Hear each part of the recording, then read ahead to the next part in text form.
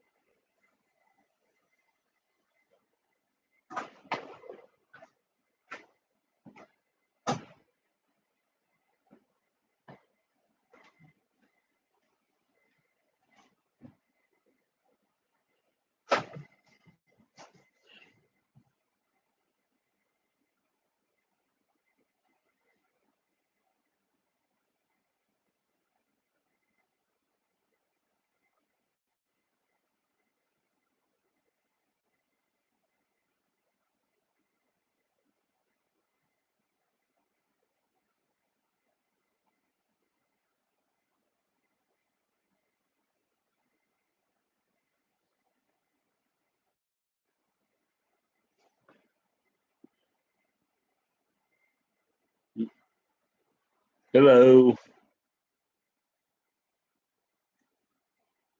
Just waiting for people to get going in here before we get started.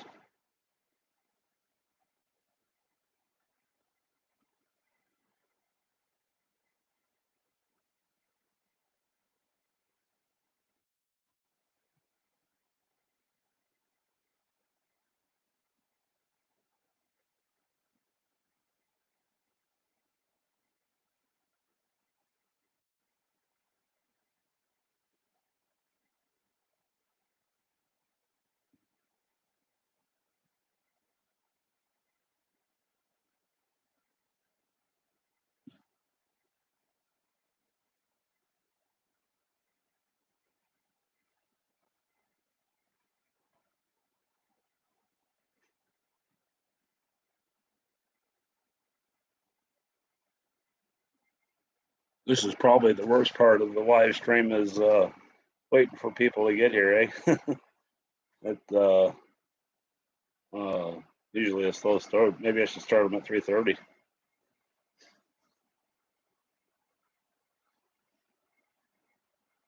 Hey Joe, how you doing?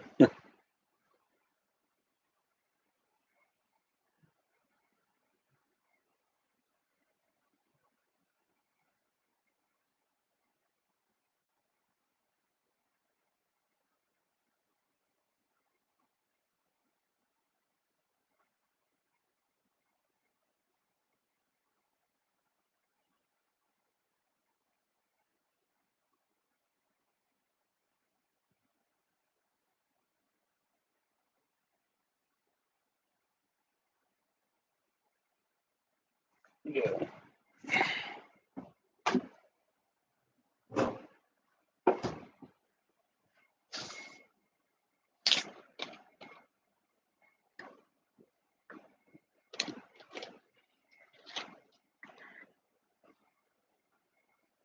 Well, there's 4 now. Maybe we can get going. 4 good enough to get going on. Yeah. We're just kind of sitting here staring at the screen right now.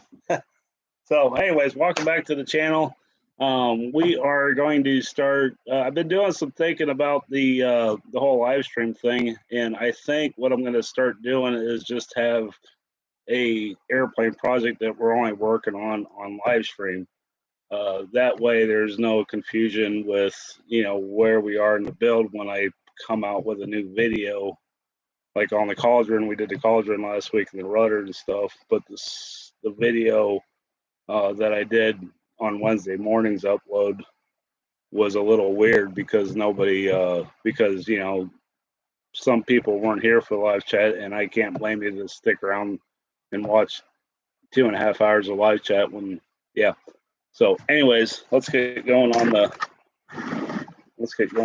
Cougar here. Now, a little backstory on this plane. I'll try to show you as much as I can.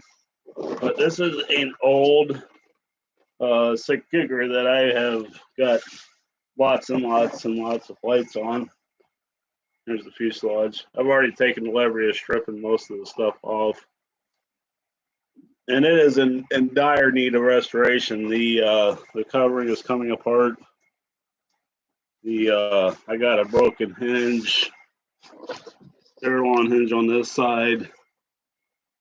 The landing gear is one of these, pretty floppy.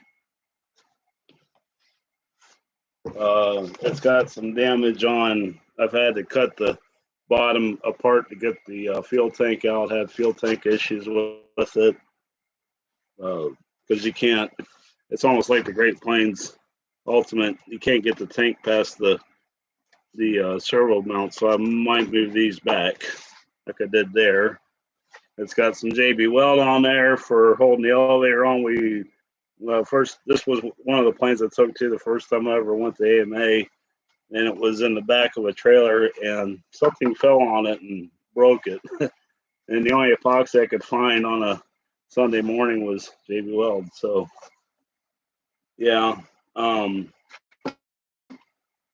it's got a new canopy on it already and turtle deck. I went through this plane several years, 8-9 years ago, and this stuff was missing. So this was all new from Sig about 8 years ago. This plane's more than that. So I'm going to try to save the canopy as much as I can. Now the turtle deck, that's one of the modifications I'm going to make, is building a balsa turtle deck, because I don't like the way the plastic fits, and plus it gets really dirty, as you can tell. So that's one of the modifications we're going to make to this. I am going to modify the rudder for full pull. We're going to keep the elevator linkage off. Some of the biggest thing that I do when I'm starting restoration is just try to determine, what direction you're going to make, what,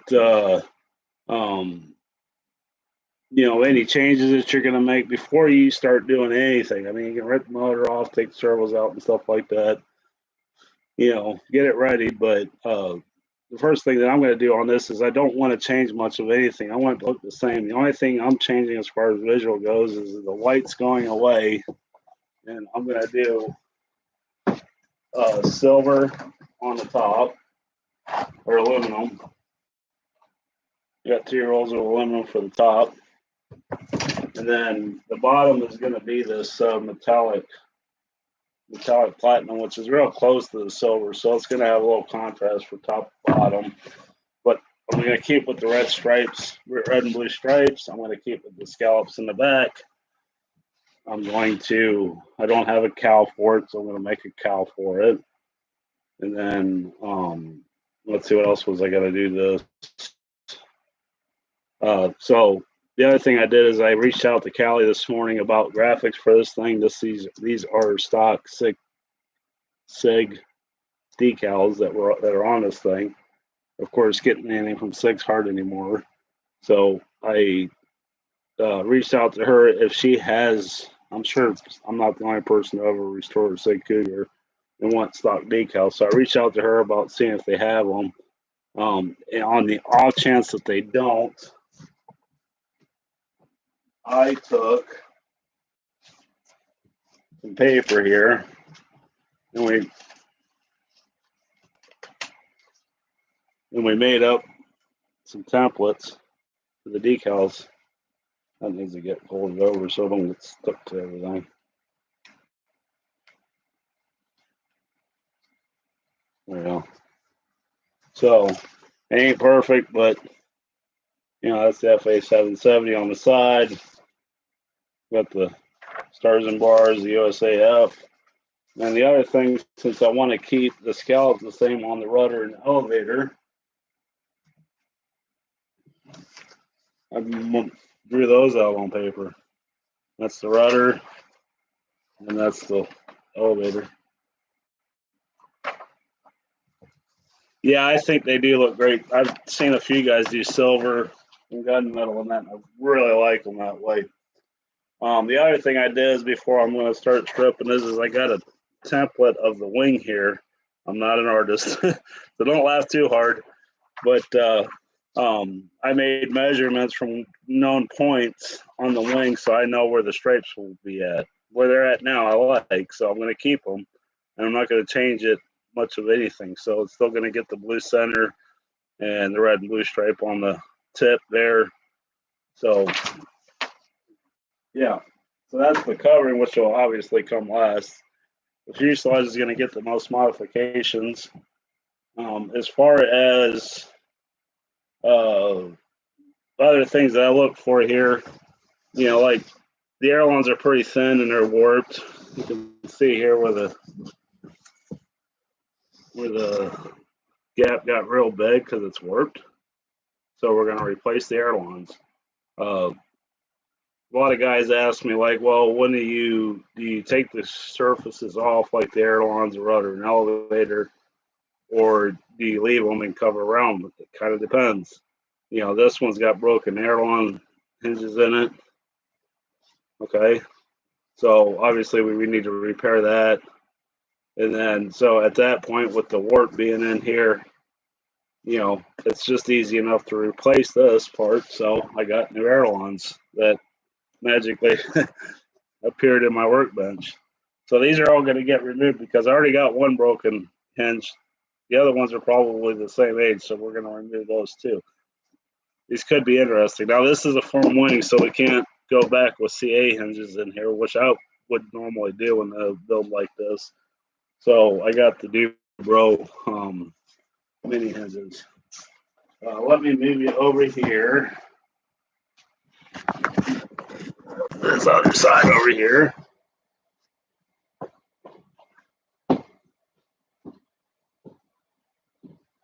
Got my Shriners Fest shirt on. So anyways, the biggest thing is organization. I like to use these bins here. I got a bunch of them for putting all the little bits and stuff that you're going to take apart. Like here's the motor mount bolts. Even if you're not going to reuse them, put them in a bin because as you go back together, it keeps things a little more organized.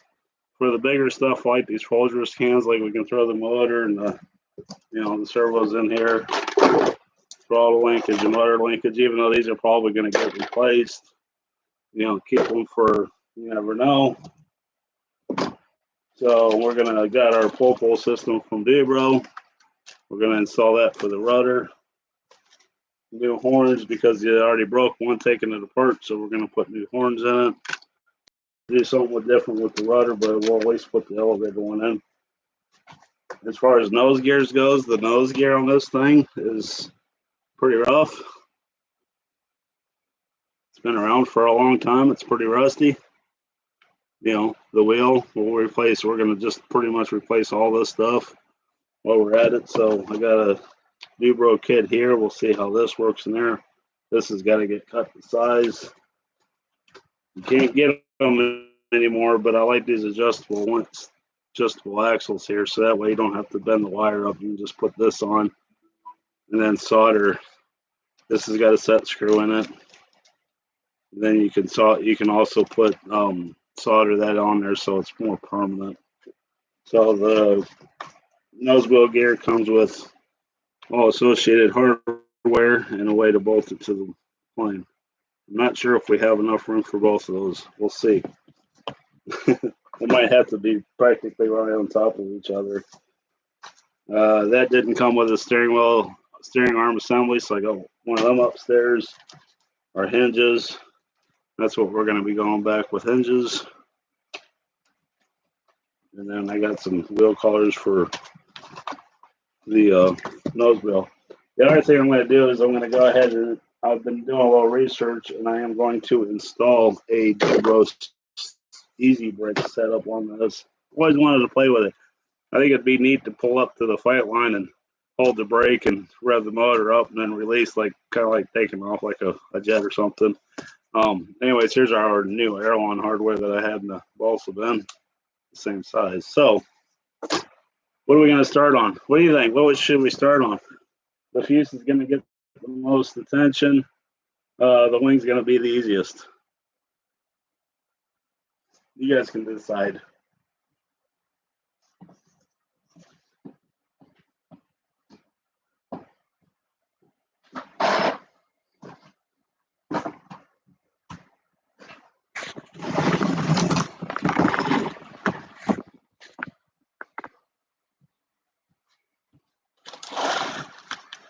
Oh, the other thing that I do too is when I build new planes, I don't know if you guys got a logbook or not, but there's the start on the fuse. Okay, I can do that. But I keep a flight log of everything that has happened and when and where at on my airplanes.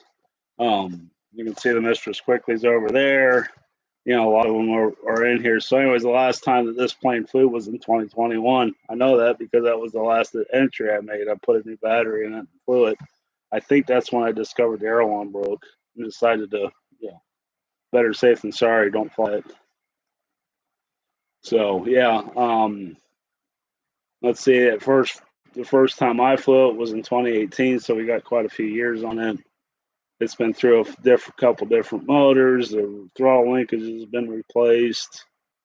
So, yeah, this is handy to have. Now, we're not going to add any of this to it.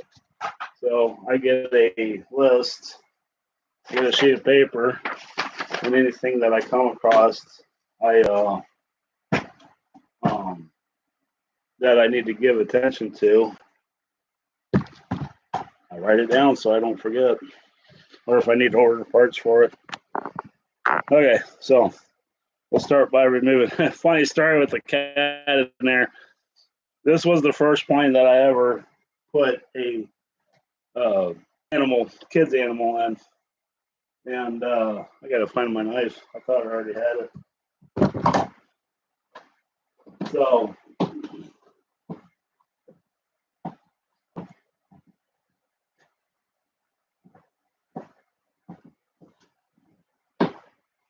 anyways, I always tease my daughters. I was like, if you're not careful and you don't pick your toys up, I'm going to confiscate them and they're going to become my pilots. And this was the first one that happened to. And now the girls take a lot of joy in doing that. I'm trying to be careful here in separating this. This has got RC canopy glue, RC56 on it. And I kind of figured when I put this together years ago that I'd be taking it back off. I didn't make too much of an effort to put glue on it and stuff.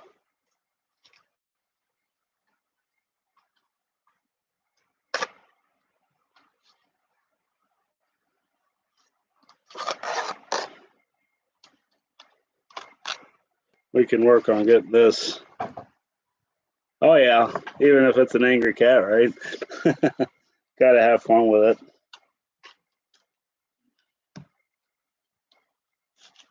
This stuff is just peeling right up, so that's, seeing as the canopy's not that old. And I'll have to figure out, I'll have to do some, you guys got any suggestions for getting the rest of the glue on here without damaging this? It does have a scratch spotty right there. Maybe I could take some toothpaste and work that out. And then the ABS turtle deck is done, or was done in much the same way, glued in with canopy glue.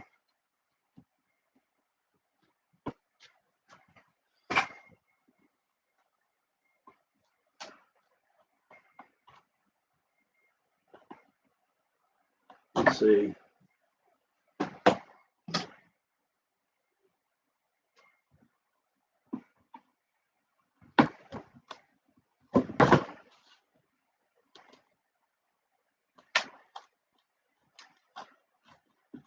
Try to get underneath of it here and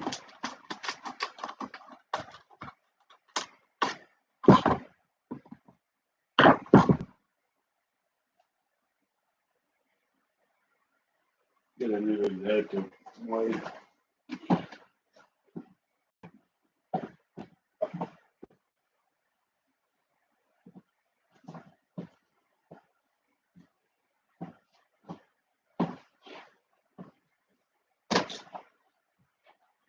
Yeah, hopefully it's just as fast as the Great Plains Ultimate did.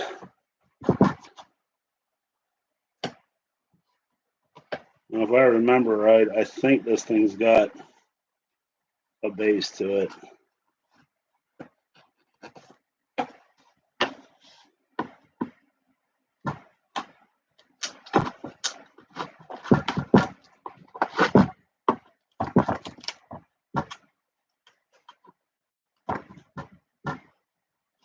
Yeah, that wind's kicking up out there.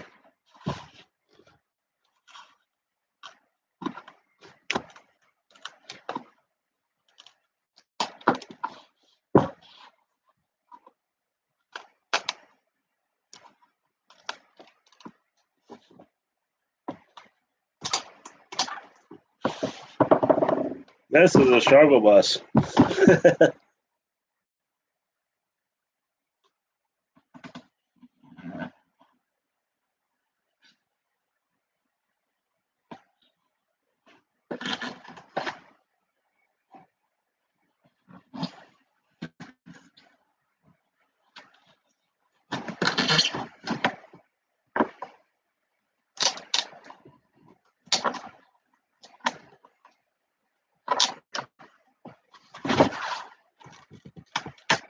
There it went. Aha.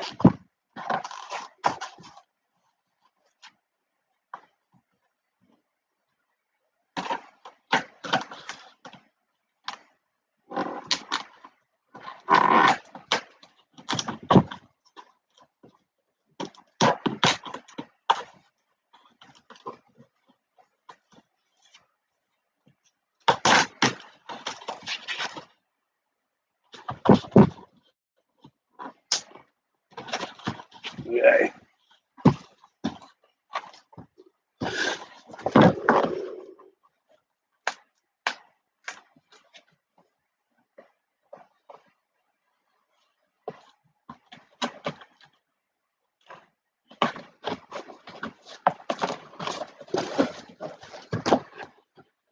Definitely got too much glue back here.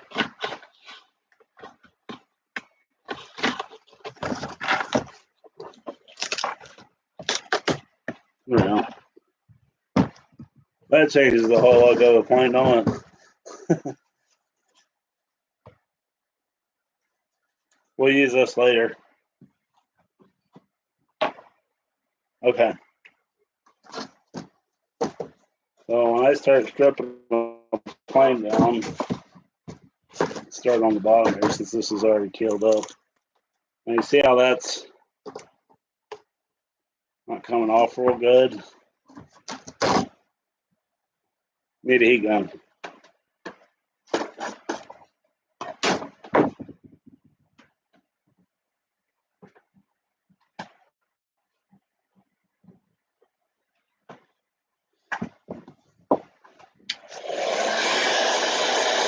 And if you heat it up a little bit here,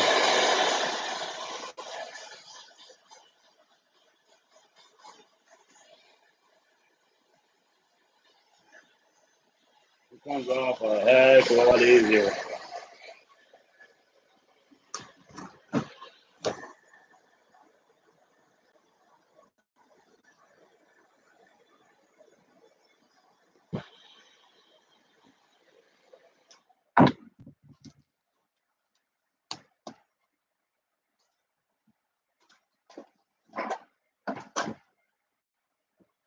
Set my garbage can a little closer to me here.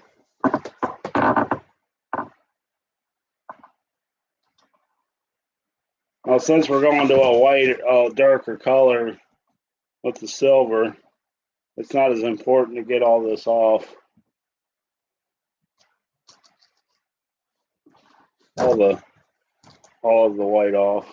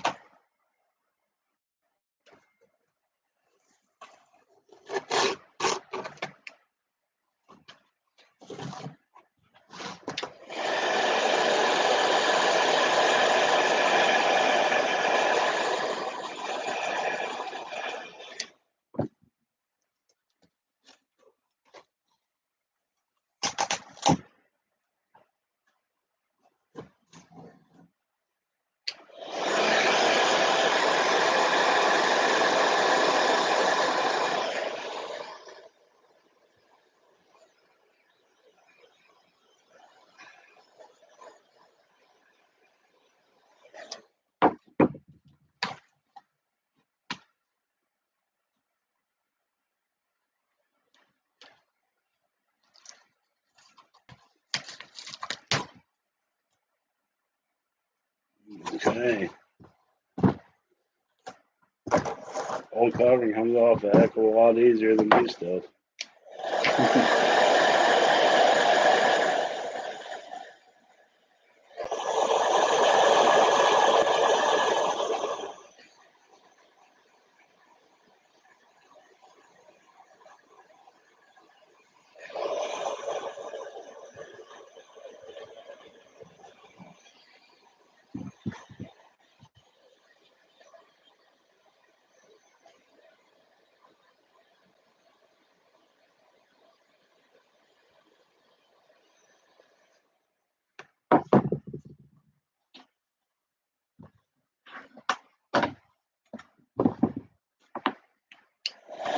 And you got a spot like where you can't get underneath of it or it peeled up, just get it extra hot, and then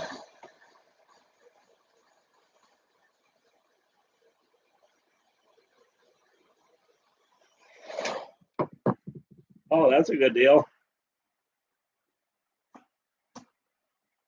They're great intermediate planes to learn how to fly on aerobatics and stuff like that. That's what they were geared towards. The Cougars have been around for a really long time.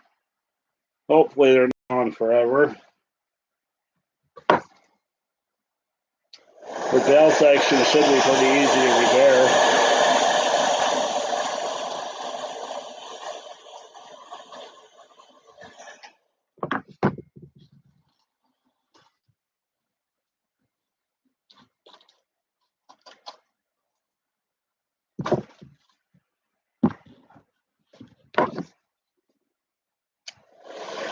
I'm going to see if I can't peel this up and forward and get this part. It's being a bit of a pain.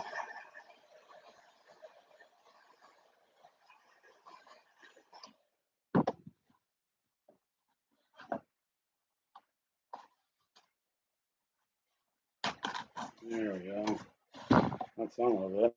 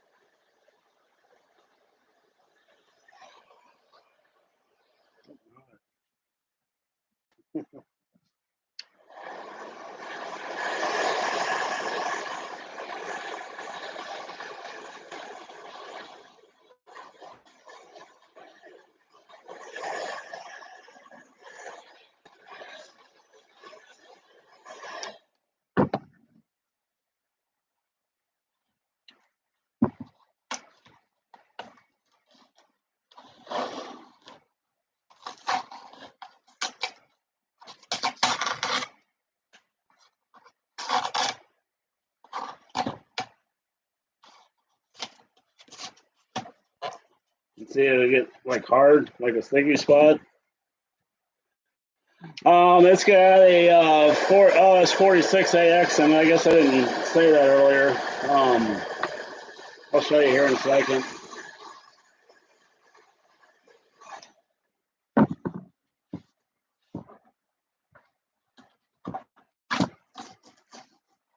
Oh, look at that. That's a good piece.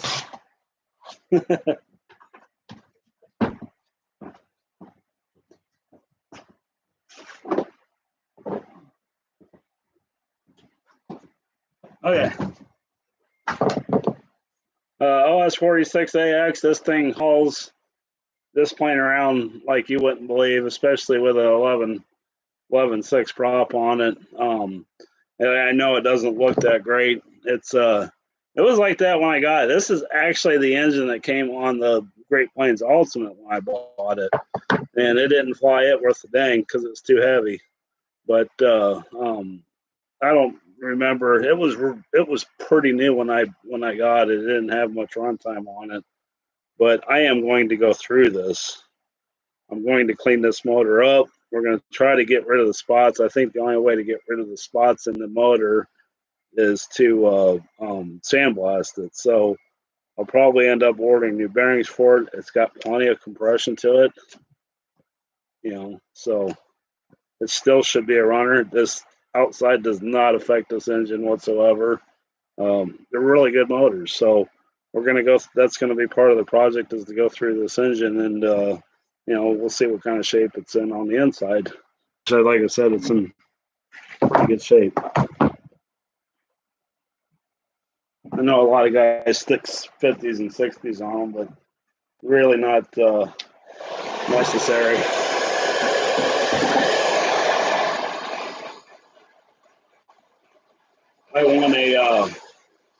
I won a contest with this thing out in Iowa, in Davenport. I was doing the one that I got the most points was the spin of death. And you had, what was it, like 10 seconds to climb or something like that. And then you did as many spins as you could going downwards in the spiral of death. That's what it's called.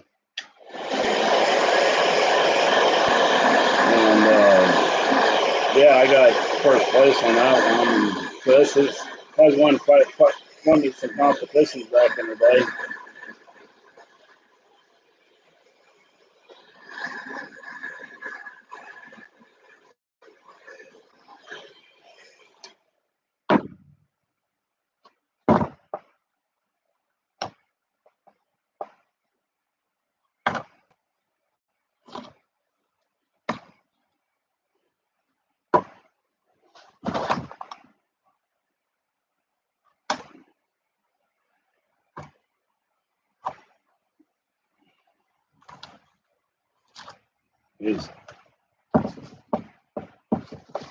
Anyways, I'm not exactly sure how these hinges are installed,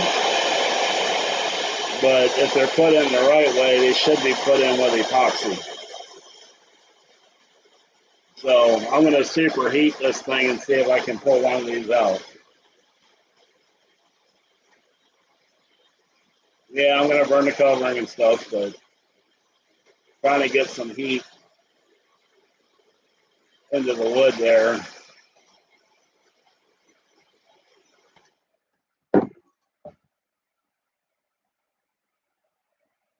Well, it's coming apart, but it's melting more than it's coming out.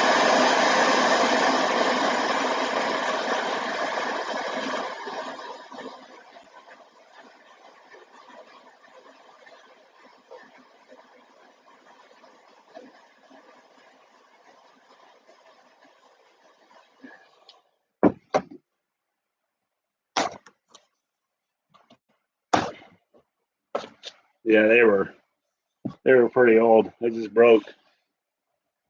We'll get around that.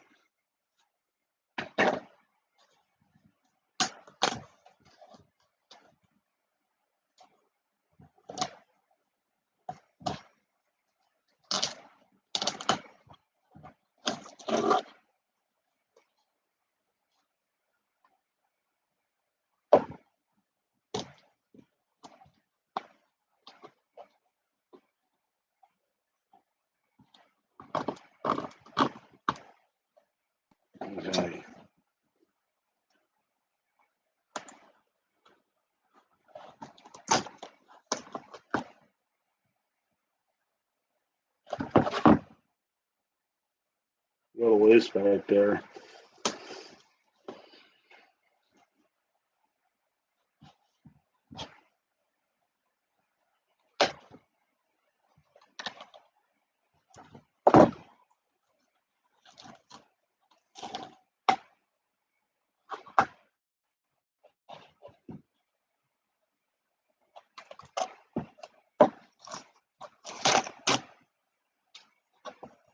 And then you start to see, this is kind of neat uncovering this. You know this thing doesn't have any plans, right? So R2, and then if you look up here, I know you can't hardly read it, but it says trimming. So these are the plans. See, it's got little lines here, one there, and I think the other one's like, it's hardly noticeable right there on where my knife's at. And those are the guides to line everything up.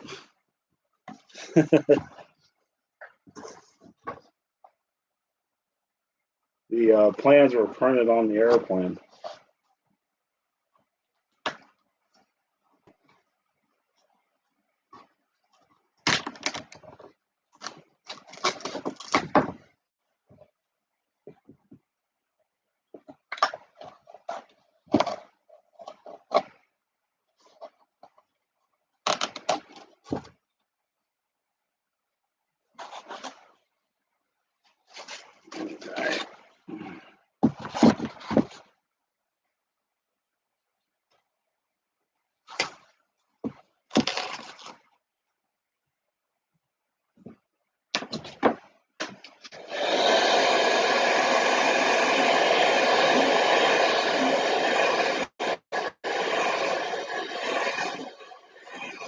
No, no guy ain't in there after that.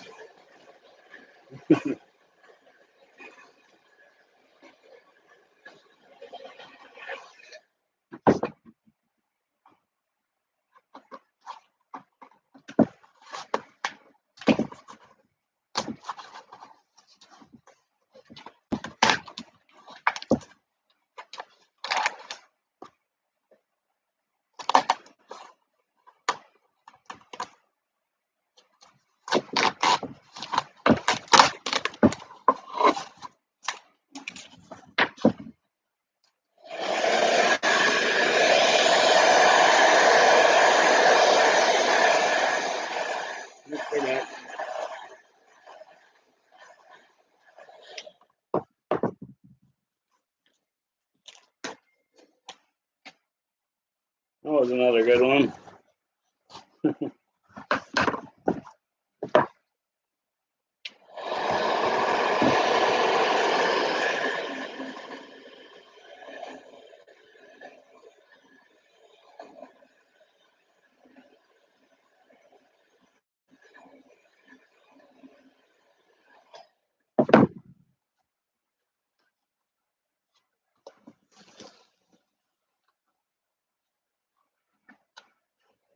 Okay, here's a little bit of tidbit information. Right about the Cougar. You know, this thing's biggest thing was it was built with washout already in the wing, and you cannot stall this plane as long as you don't build it too heavy. So, anyways, that is dirt from a runway because I landed it so high off of it, it drug the tail across the ground.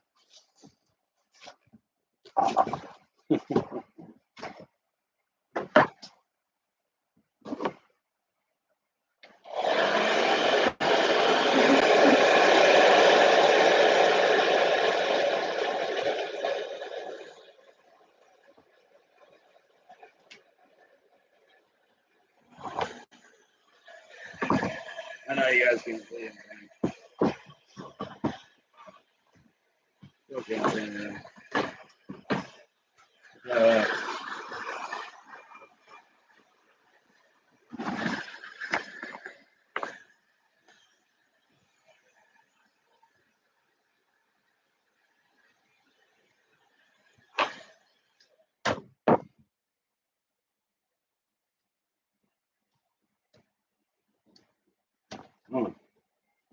Start to lose the heat. There we go.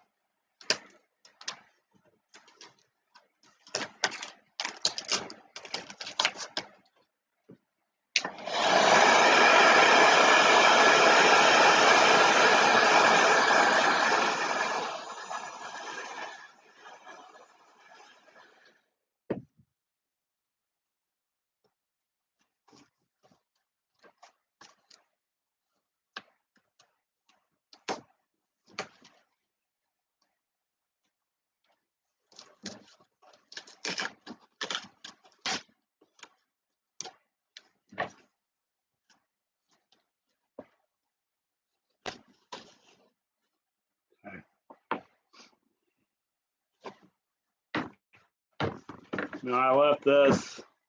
I got it so far and it started curling around the top, so I left it in place because I can use this to handle and get the rest of the top off once I heat it up here. It doesn't take much heat to get the glue to, release.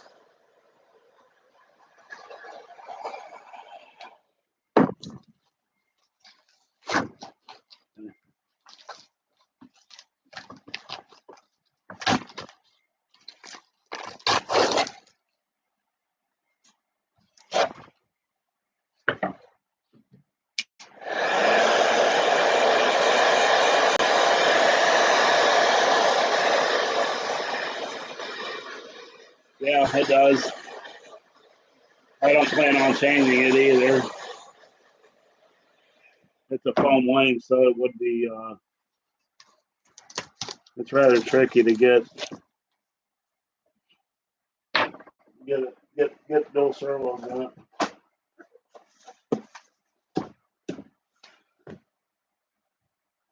It's even got the old, I don't know if you can see that in there or not. It's got the old Futaba servo case in it. That's vintage.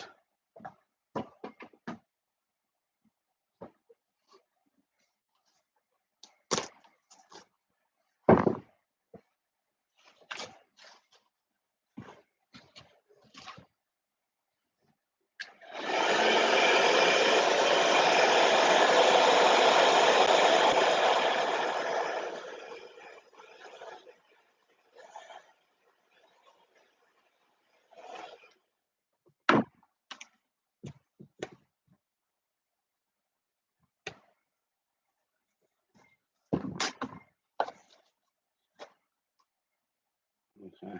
I'm going to see if I can't get these and just do pull apart too.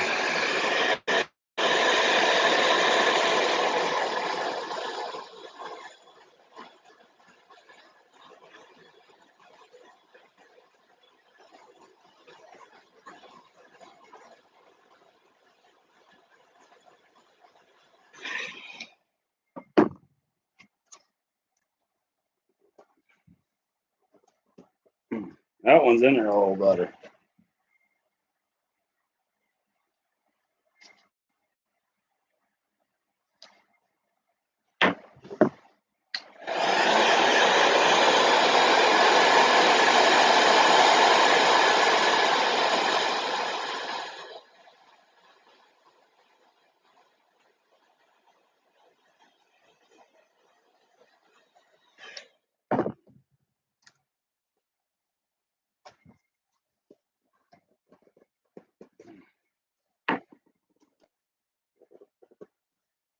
Be able to use my pin method, it'd be already be apart.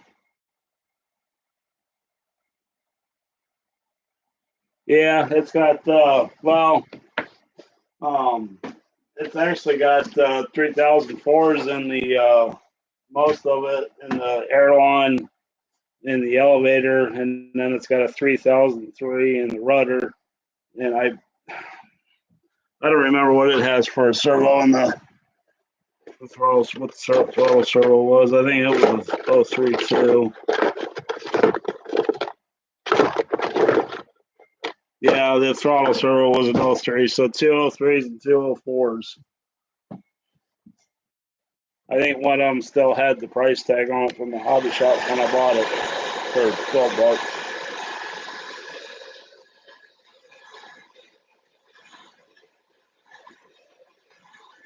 But yeah, the 148s, I still got a bunch of them. I thought about putting new servos in it, but I kind of changed my mind about that.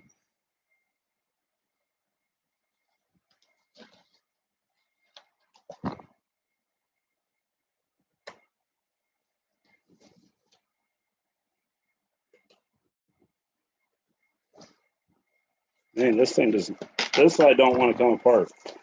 This is the struggle bus here when you just get little tidbits of covering off. And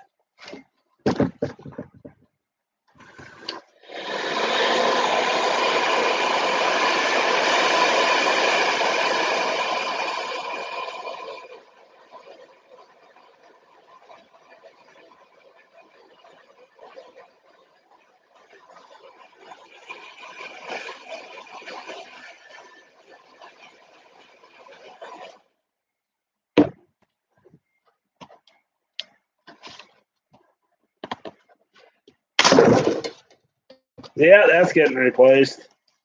All right.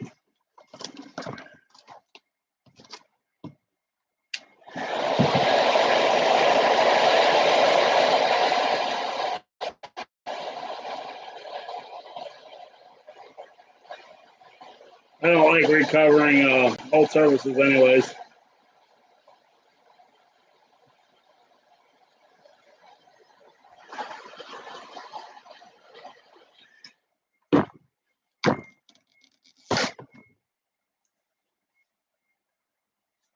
Now that one,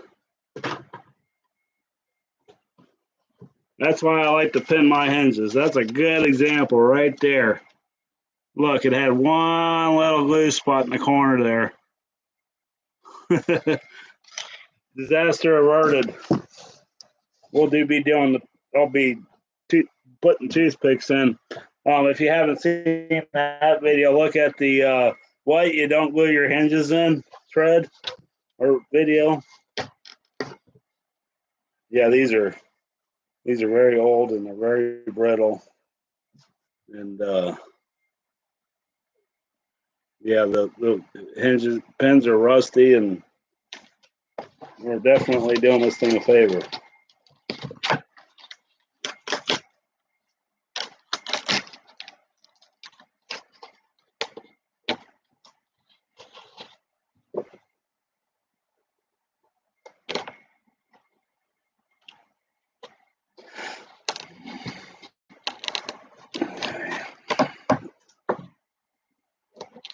See if I can get this rest of the way off.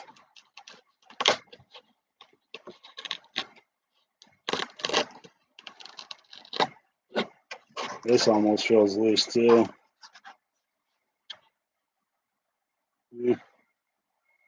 No, it feels all right.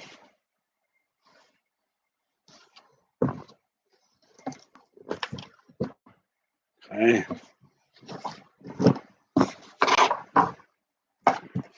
We'll keep going on this one.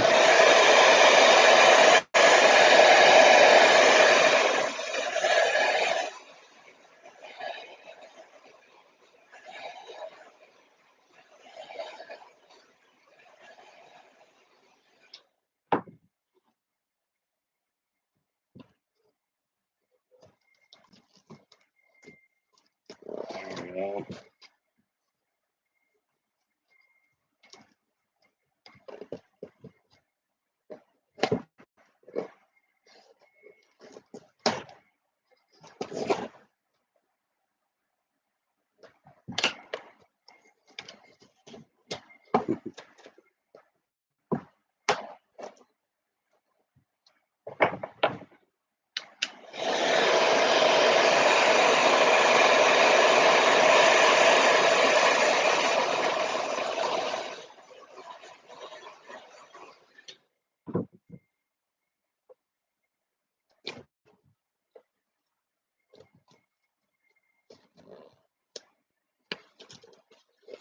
Okay.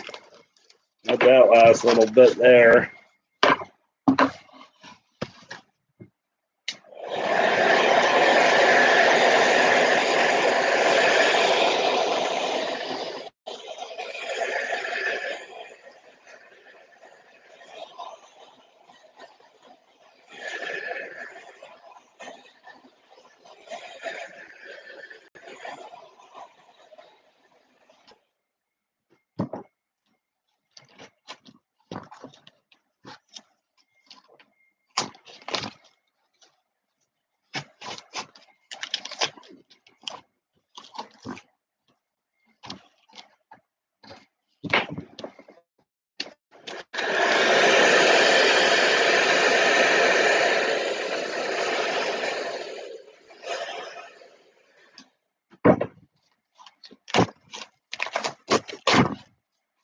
Nice big sheet.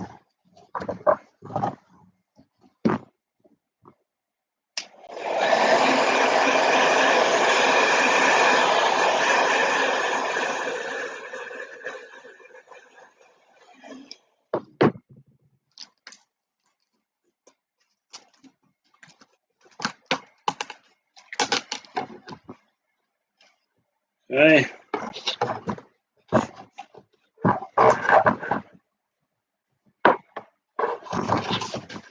Oh, I want to stay.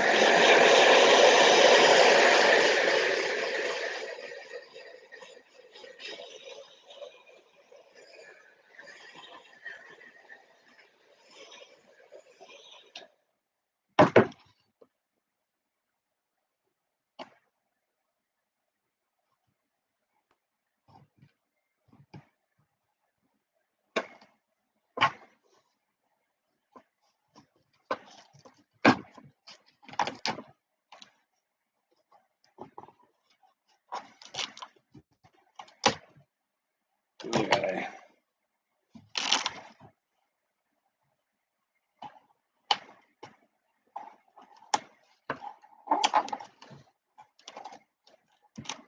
Oh, that's got a grasp on it.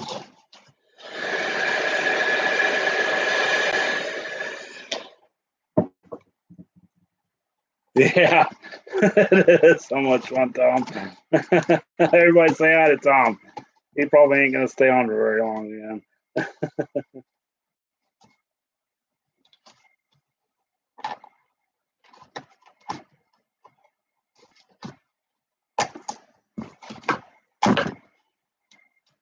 Oh,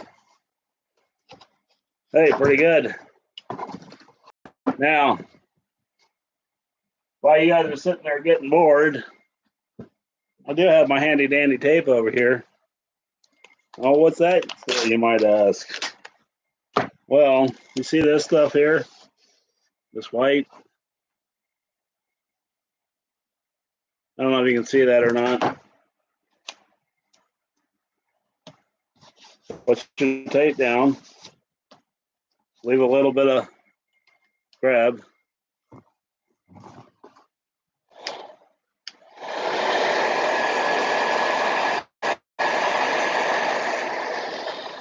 Well, it got a little bit of it. But that's how you get rid of that kind of stuff instead of sanding. It does work. You can't have the clear coat on it anymore. It's got to be just the paint.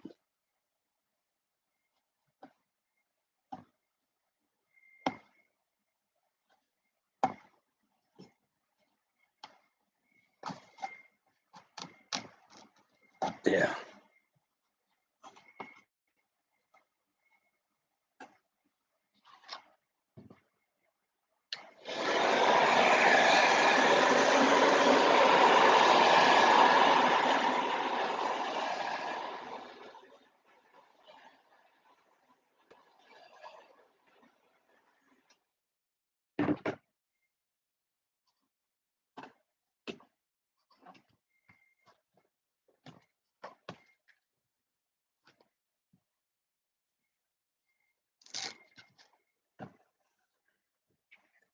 Okay. Got that little bit off there. Boy, that's going to need some finish work.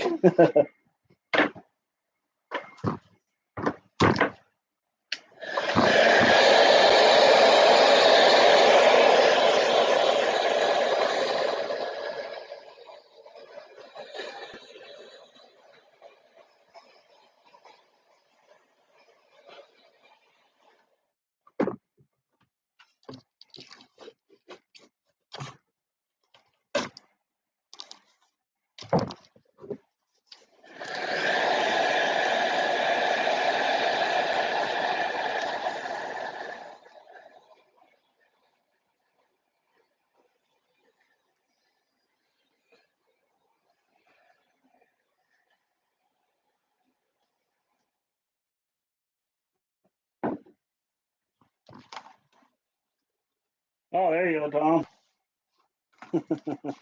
Yeah, that's a good thing.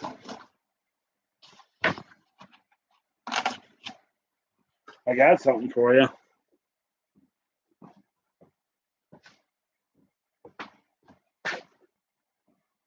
Here's that radio I was talking about the other day.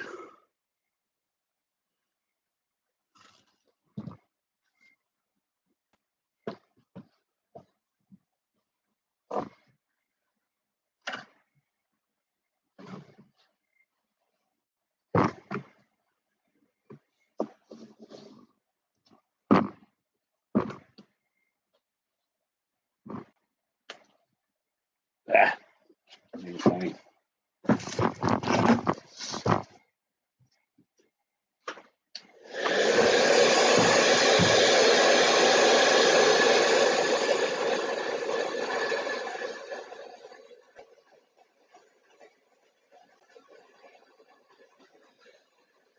Yeah, they're pretty antenna for sure.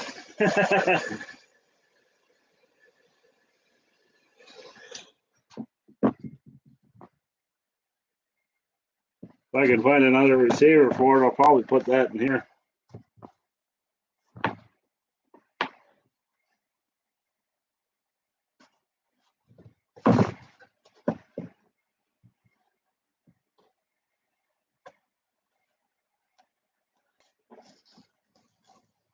Ah,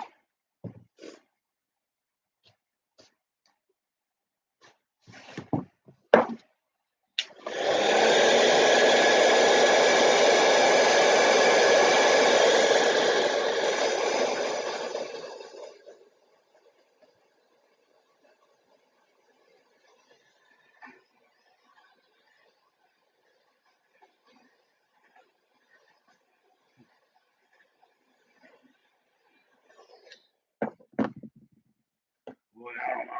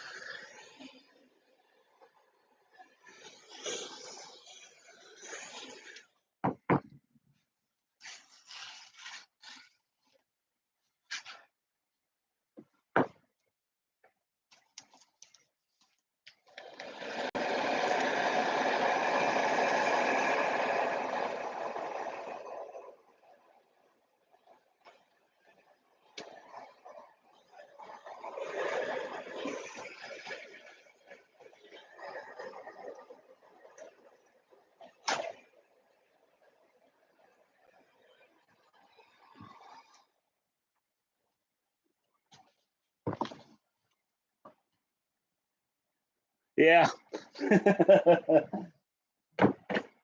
for sure. Some of it isn't. It's fighting me a little bit, but I've had worse.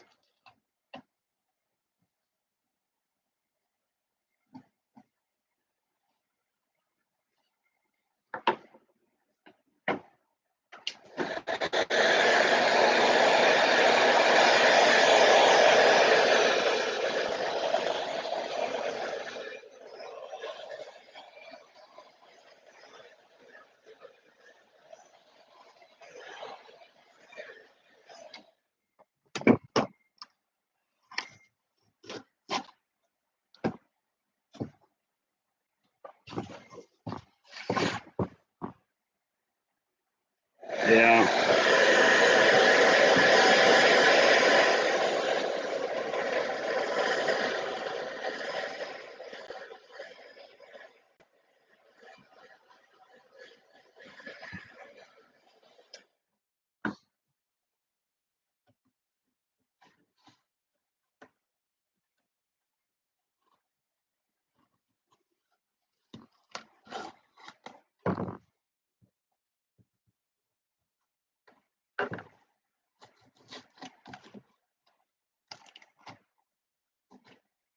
I'm pretty sure it's Monaco. That's all Mom and Dad used back in the day. I really don't remember though.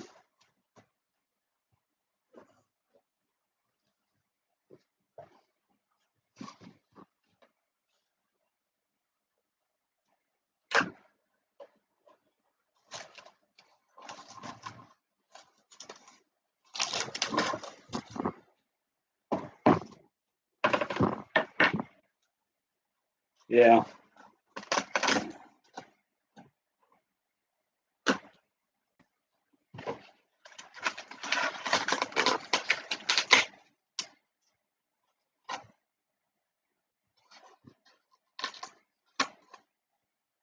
That looks pretty good. And I'm uncovering more of the, wonder why that broke. Oh, well, that's neat. Check this out, guys. Remember how I said the plans were on the fuselage?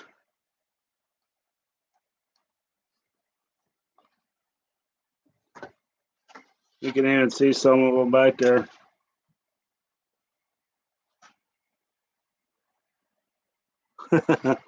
Very cool. That must have broke when that broke, and it just hanged on all these years.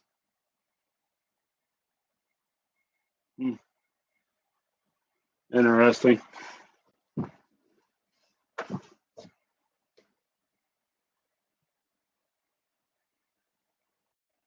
Yeah, just about. It's almost done. This is coming off relatively easily. I think I spent a couple of days on the Ultra Sport when I stripped it. Of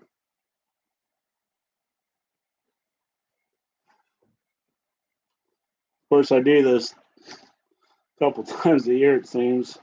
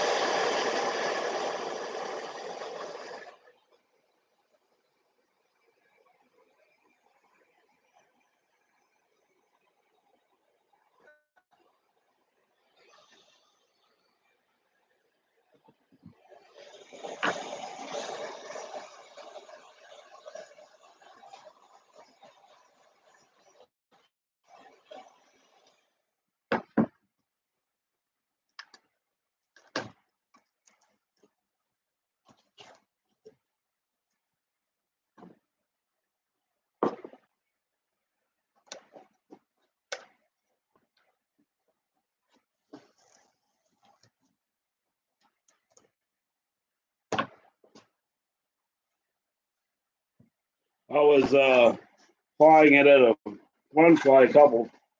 God, was that really 6 years ago?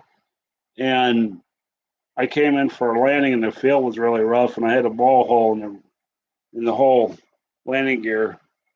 Pulled the firewall apart. You can see the excess epoxy that I put in there. That was a field repair, believe it or not. That was a fun weekend. We were camping there and didn't have a really big crowd.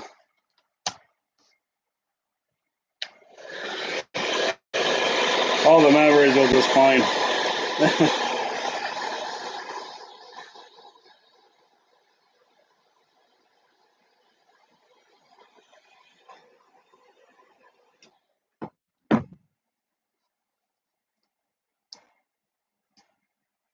Yeah, yeah.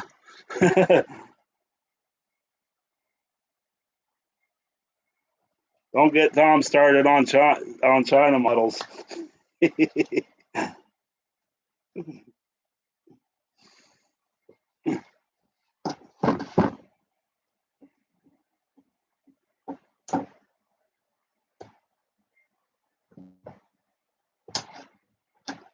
Now the epoxy wants to hang on to that little sliver of monocoat.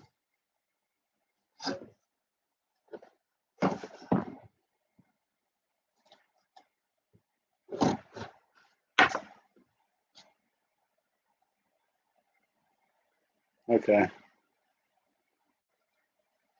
I think that's the last major piece. So, damages. Do we have any? Well, we're missing a chunk of the fuselage in the back. You got to give. That's that JB Weld I used to epoxy the elevator back down with. Because it was all loose back here.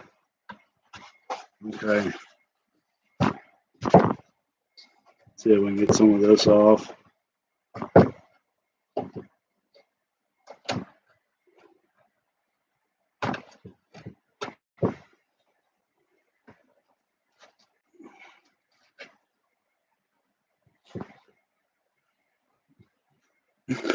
Yeah. Oh, that's you, Tom. I thought that was Joe. Sorry.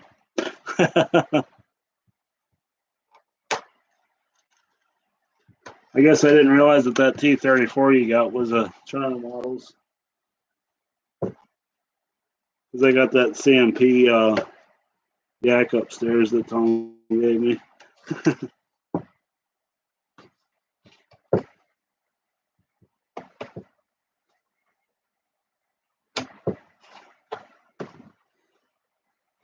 I still think that that's.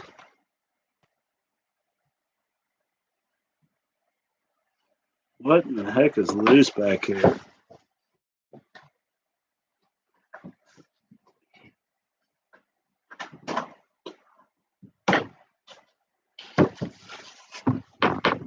This feels. It's play in the elevator right there, and it's got some fuel soaking. So maybe we should pull that rudder. And boy, I'd hate to pull that apart. That's glued in there so well.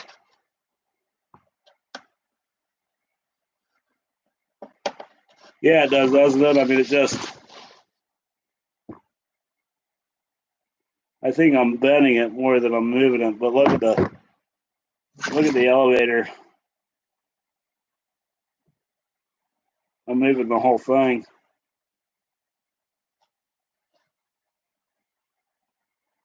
What's everybody else think?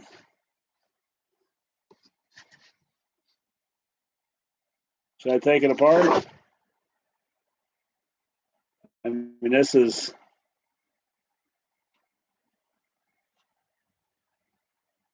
It ain't moving down here.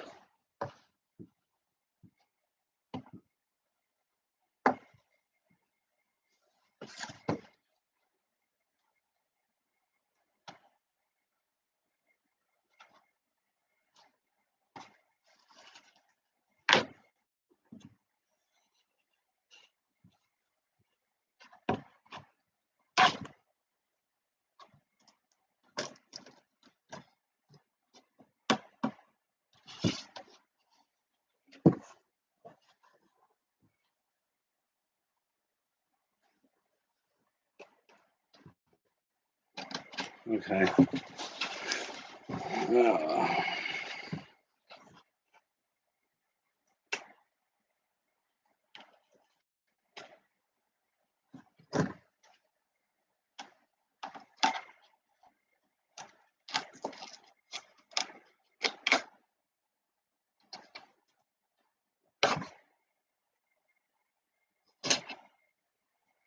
This part's being a booger.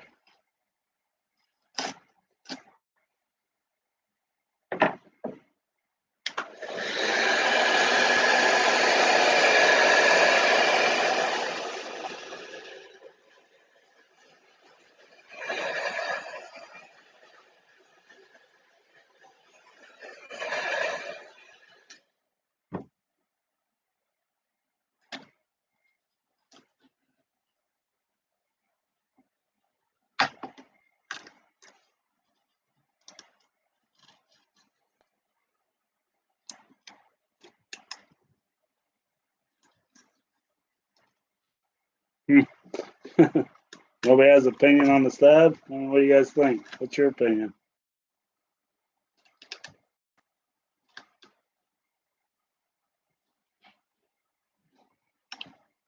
Let's try tape. I'm getting tired of pick it.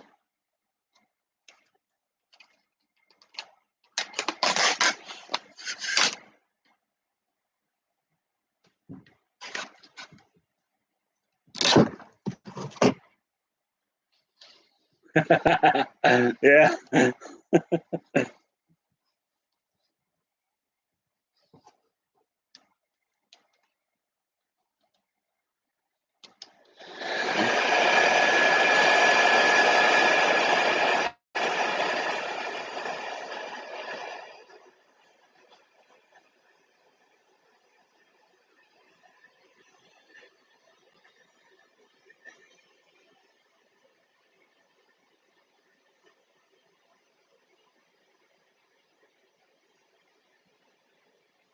Aha, it worked. At least it got left.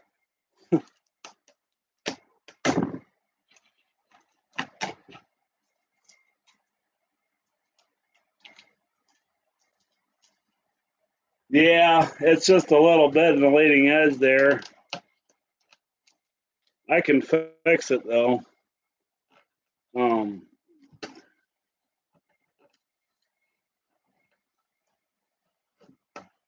It involves a lot of heat. I am very tempted to just pull these stabbing elevator off. I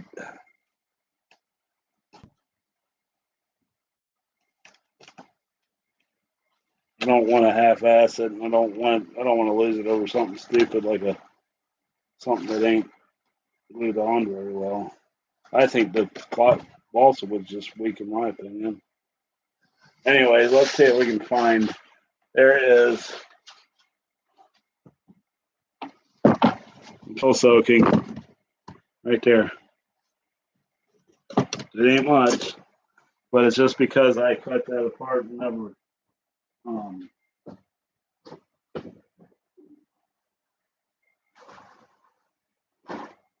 so need a shop towel.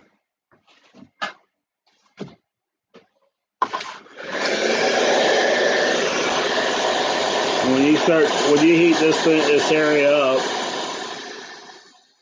the fuel will start coming to the surface.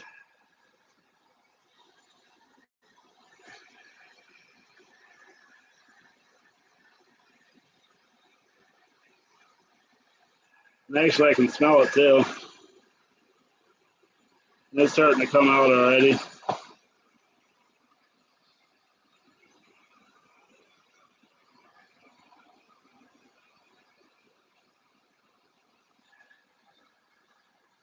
God, I love this fresh air smell of nitro in the morning, right?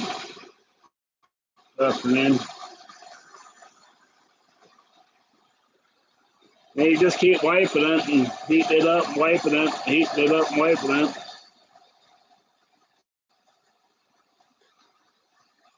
You want to get it hotter than the covering's going to go on. Because what'll happen, and it's getting there, I can barely touch it. What'll happen is when you go to recover it, you got a fuel-soaked area, you'll draw the oil out and you won't stick the monocoat down.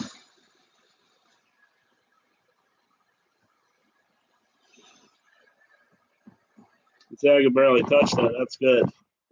I mean, it pulled most of the discoloration out, though. We're going to pop this loose anyways.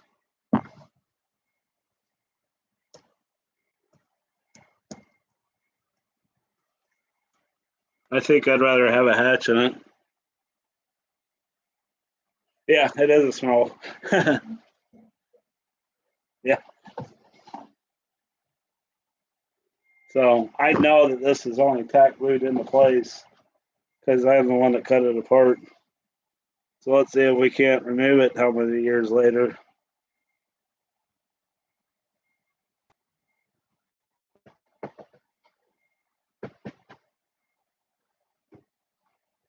I'm just going to try to follow the line that I cut the first time.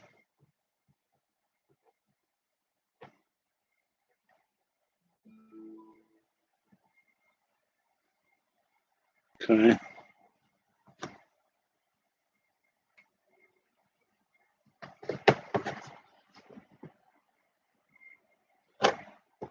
Yeah, there it is. Okay.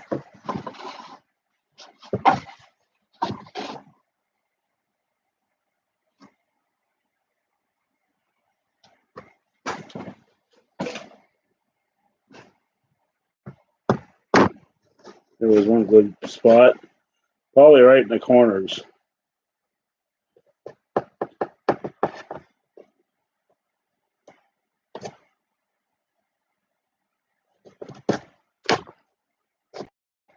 Okay.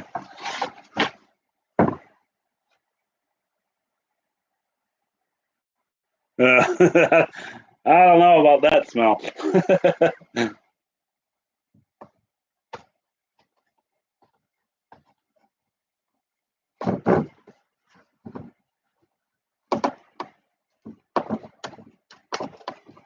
I wish I had a few diesels to play around with. The ones my dad had mysteriously came up missing after his passing.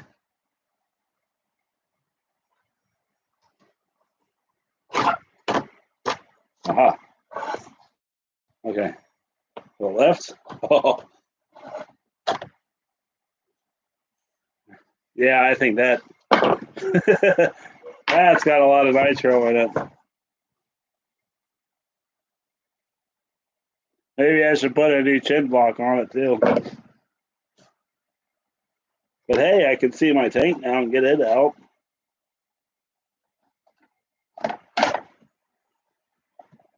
And it don't even fit. And that's all broke. Ew. See if I can't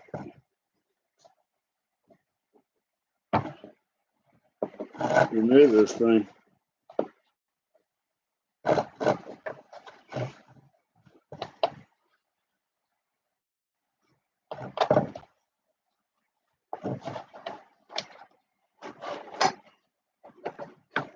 Barely.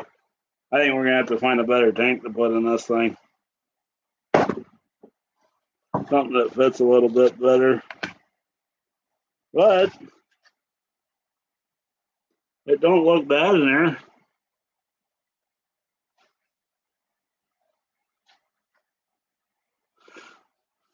I think that's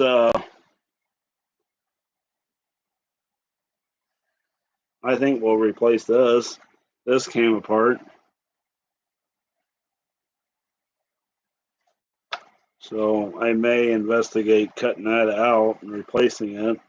You can see some more fuel soaking right there.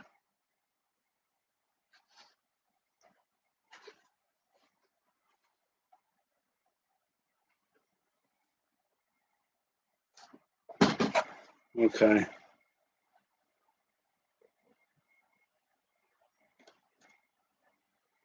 I think we should start with something simple.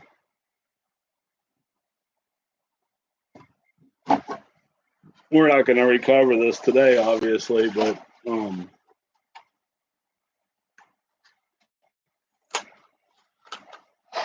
would say you got the gist of it. I'm going to keep working on picking all this stuff off here because that'll look terrible underneath the new covering job.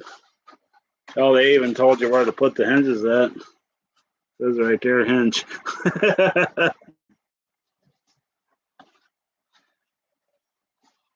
So one of the ugly things about this plane has always been the switch. Let me go get a few tools here.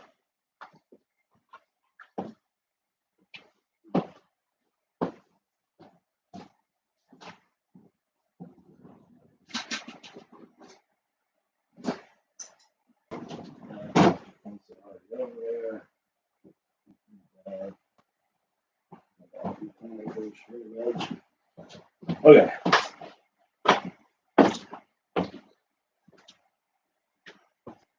I want to fill this hole because I got better ways to put switches in than I did back then.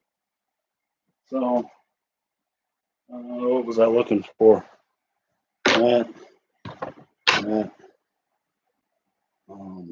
Yeah. So I'm going to go a little bigger. Now this has got a backing on it with a probably a doubler.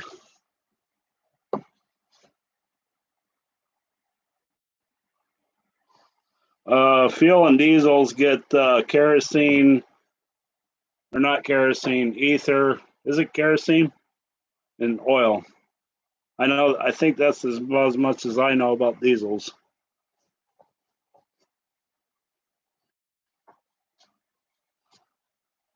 I'm sure Joe knows just a little bit more.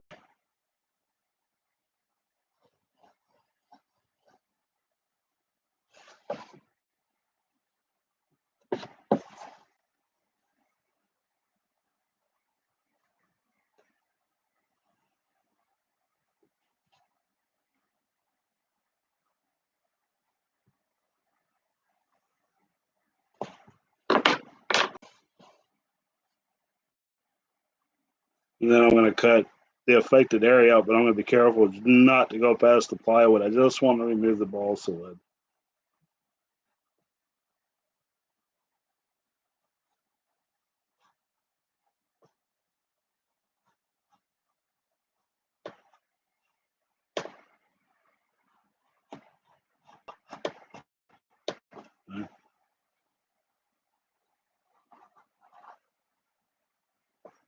And going cross grain, I can't get a saw in here. It's going to be too small.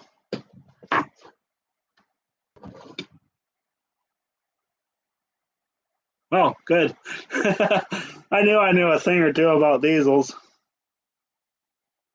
My dad had a frog, and then he had, and I don't remember the name of the other one, but he had it was quite a bit bigger. I want to say it was 30 size, rear intake, and it had dual exhaust coming off the pipe. That was a coal motor. Okay, so I got most of this cut around here, so now I can just start whittling away at the balsa wood. I got a tool for that. I should go get it.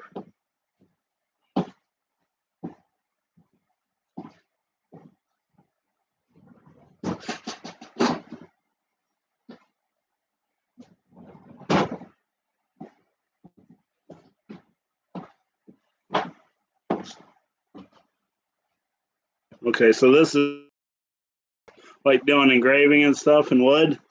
Wife bought it for me at Hobby Lobby years ago, and I tell you what, they're sharp and they're very, very handy for getting in here and doing stuff like this. And they just,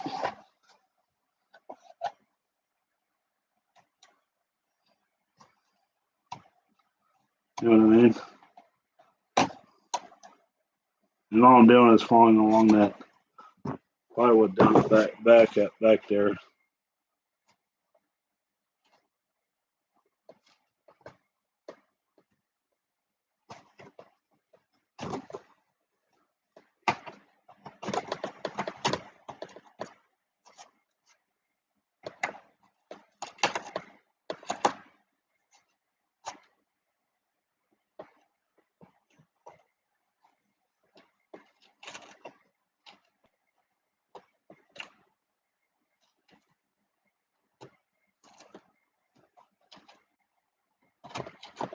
I don't know.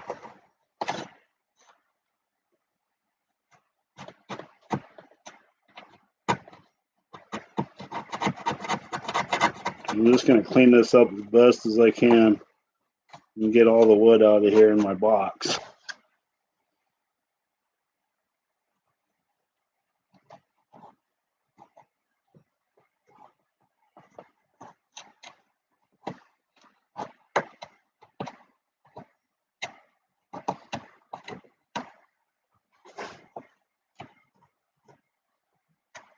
Okay. That's pretty good.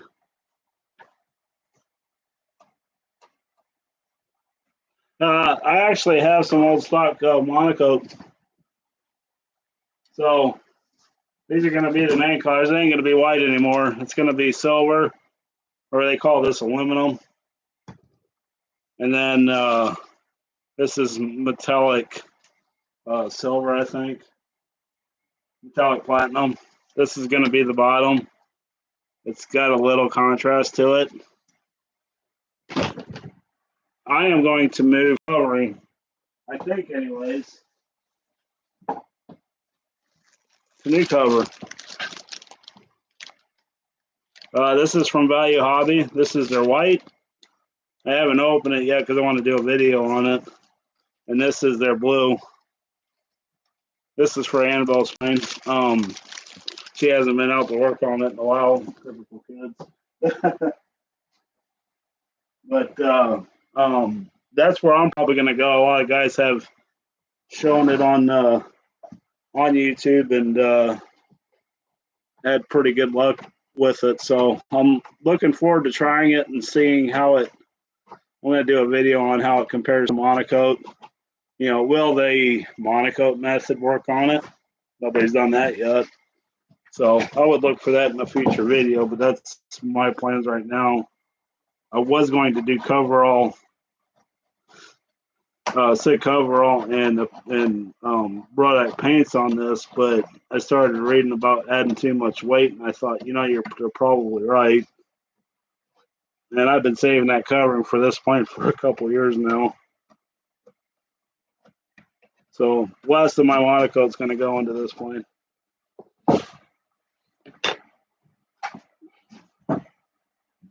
Okay, so that looks like 1/8 inch. Do I even have a tape measure anywhere?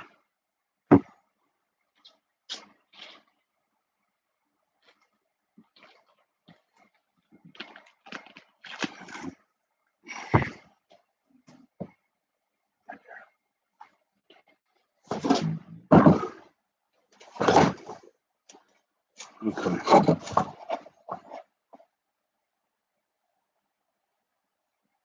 Yeah, 1/8 inch.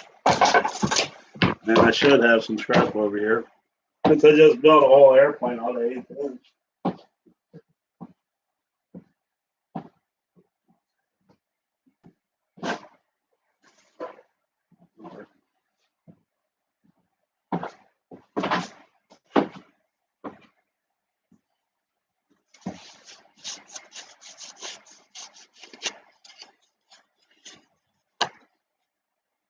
So I'm just going to lay this in where my marks are at. And then you can always extend your belt when you're cutting a little piece like that so you can see them.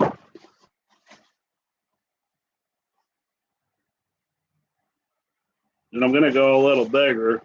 But since I used the square to do that, excuse me, since I used the square to do that, you can come in here with your square on your two marks. And it should be pretty close.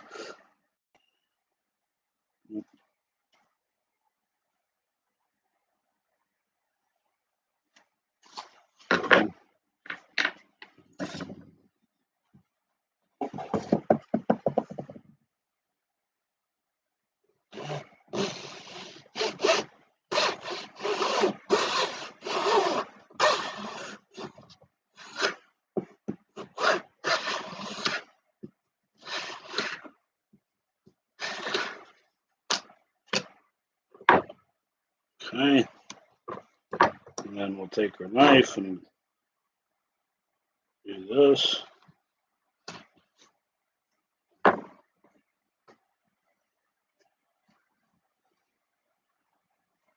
And it fits, but it's a little tight, so I'm going to grab the, of course I didn't grab any sandpaper.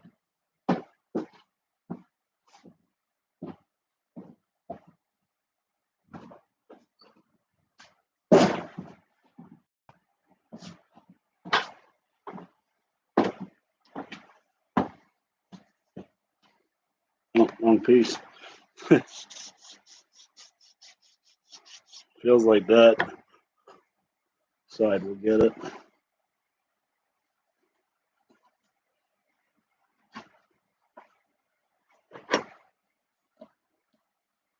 A little more.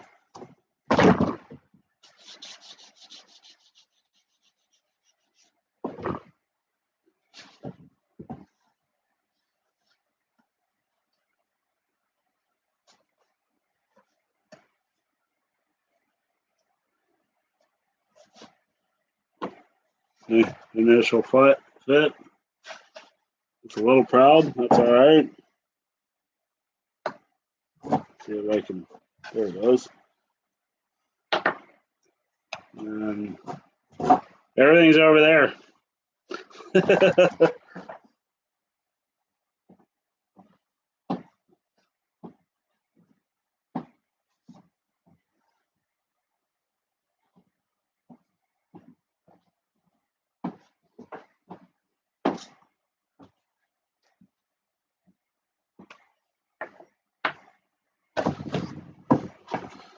It ain't gonna take much to hold this plug in.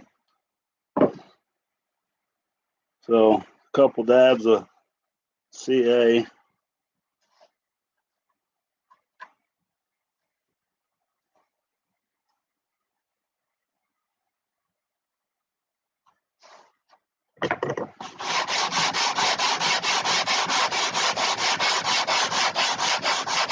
When you had it's kind of neat when you have a piece of covering or a piece of fresh wood to sanded wood, and you can see how much they've sanded on this thing. This one's about 130 seconds. Maybe a little bit more here. Don't want to take too much off of it and send it out too much. Okay.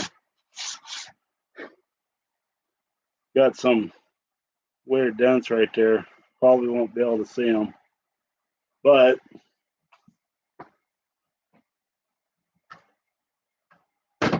might as well start filling some of these dents in as I find them.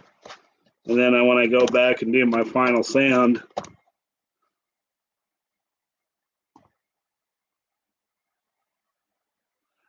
they are going to be the Dubro Easy Brake. You can look them up. It's a spring on a disc. So servo controlled, I would say. So electric. It's just a disc that goes on your front wheel, and then it's got a disc like this, and then it's got a spring around it, and then it's got a wire that leads to your whatever servo you want to use. A lot of guys use the down elevator. So yeah, I'd like to put brakes on the Ultra Sport 60 and the cap, my quarter scale cap, but I'm scared it will flip over since they're tail draggers. Okay.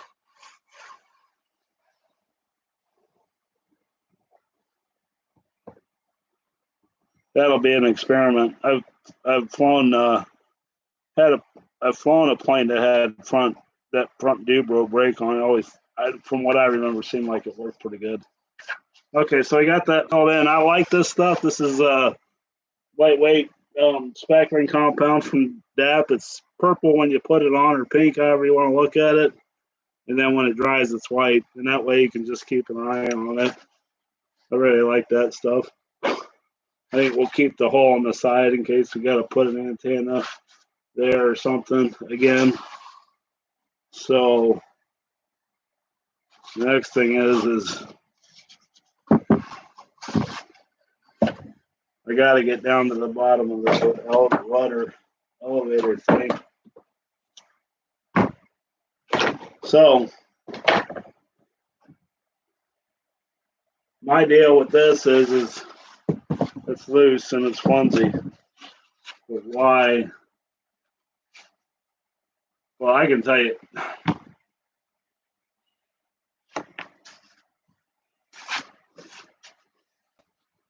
Remember when I told you it got broke in the trailer? Look, that's our flimsy. That's broke. So where's it broke at? It's broke right on the tri-stock. Ooh, what a bad area.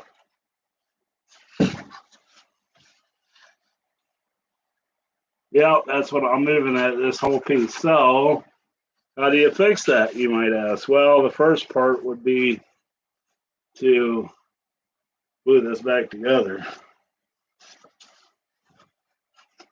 So I'm going to try to spread it a little bit. This is going to be difficult to show. I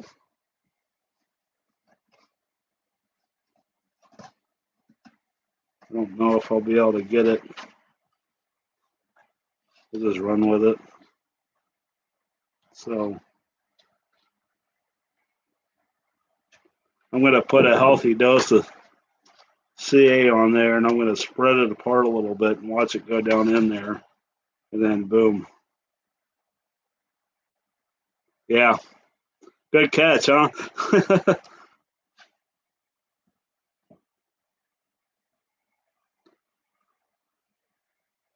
This is where the one guy said that, where would accelerator be nice at? That would be here, because then I could put a bead of this down there and create a somewhat of a fillet in there. This will hold it together for reinforcement properties, though. It's still drying. I should have grabbed the clamp. I guess I still could.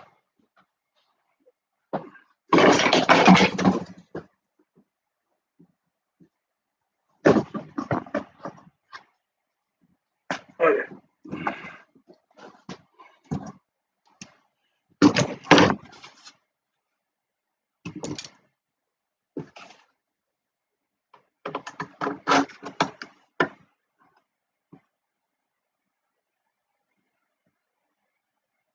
Don't want to overdo it here. Okay. That looks good. We're going to let that sit there and dry for a little bit. So, what do we do to fix that? What do you guys think? I know what I'm going to do.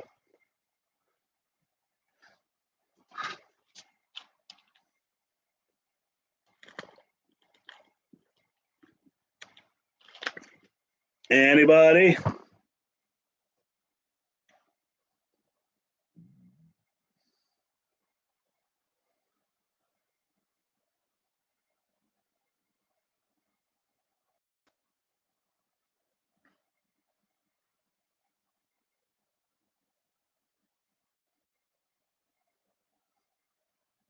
Well, we got a piece of tri-stock right here in the corner for the stab to fit on. Pretty common build there to do that. And it looks like it's let's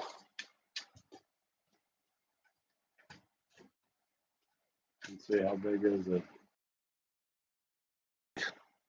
So the crack is right below the stock. So that's a weak point in this design because there's nothing here. So what I can do when we go back to rebuilding that is I can put some tri-stock on the outside. And instead of using 3/8,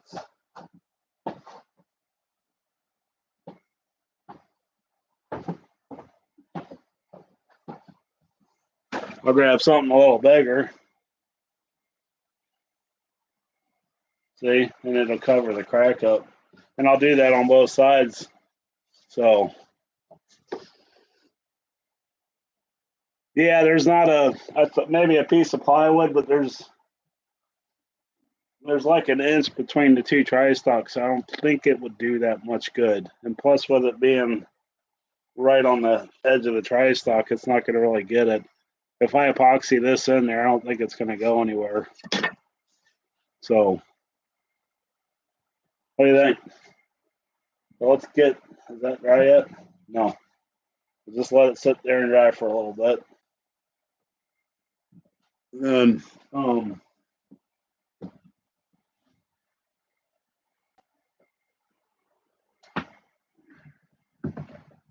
I have,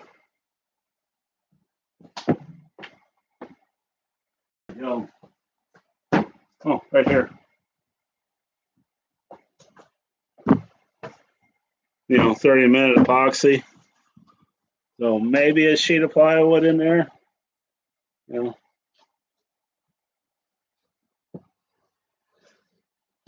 think the next is to get, where did that piece go? Right there. Get this guy in there so it's not so weak anymore. Try to remember how that goes in there.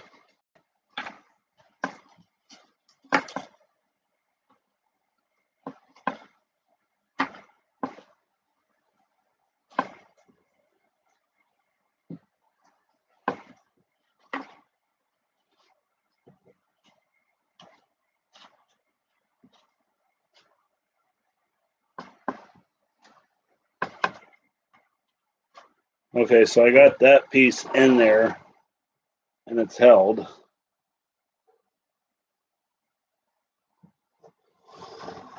And that's same sort of deal. It's just right on that edge. The bottom actually broke into the tri-stock, so that'll be nice and strong. Fine, fall. Just stay.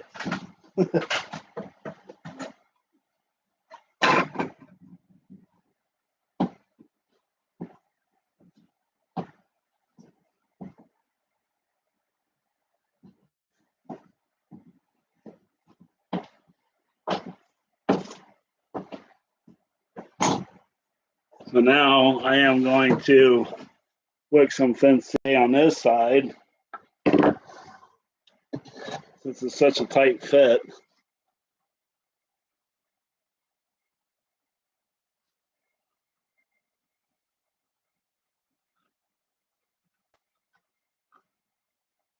Okay. I don't use thin C a lot, but it does come in handy. Then we'll just let that sit, and that should be, yeah.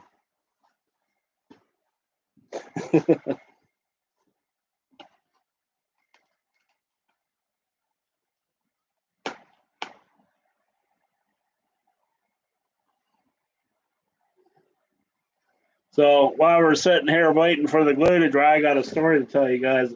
How many of you watched the Mistress Quickly rebuild from a couple years ago? The pink airplane that was on the channel when I first got started. So, anyways, through my neglect, I completely forgot to post a maiden voyage of that plane, and it had flown for almost the whole season. Was even, if you guys want to go back and look at the let's see, that was the 2024 National Fun Fly ad. And if you look at the ad, the first few seconds, the Mistress Quickly is coming across the field, and then they pan down to me and Annabelle flying at the AMA, which is pretty cool. So, anyways, I will get that video uploaded here pretty soon after I repaired it, but that's a long story. Anyway, so I was working on it these past few weeks, and I never realized where in the heck the plans went for that plane. It was a plane that me and Dad had built back in the early 90s. It succumbed to a maiden voyage crash, but the original one. But anyways, I was in the middle of rebuilding that. Mom was kind of interested in it, and I was sending her pictures of it and stuff during the this last rebuild here. But we'll call it the incident. Anyways, I got done with it, and I sent her a picture. It looks the same, but nothing really changed on it.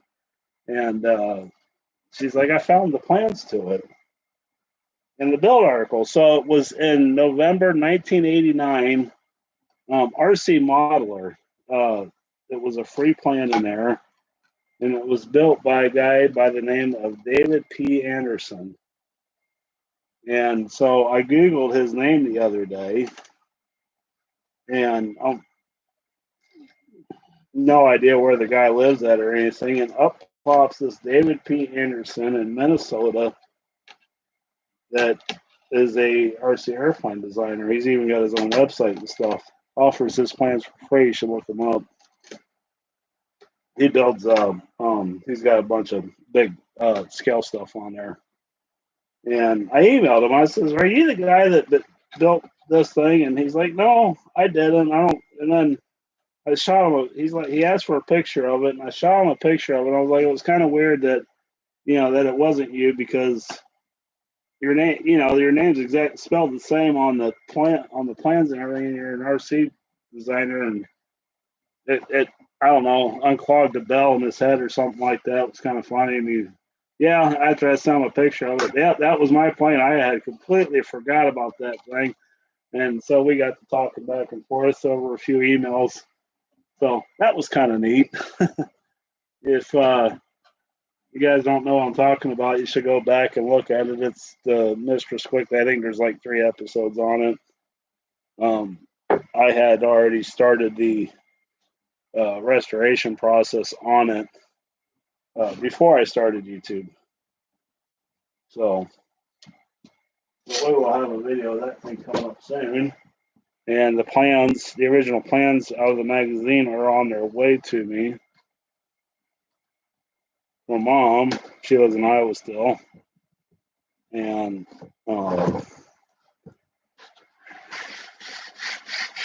I'm probably going to download them, or probably going to get them downloaded to either AllerZone, AeroFred, or both for everybody to enjoy.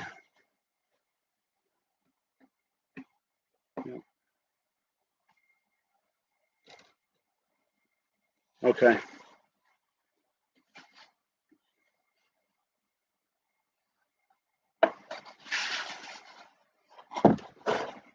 This piece up here is going to drive me mad.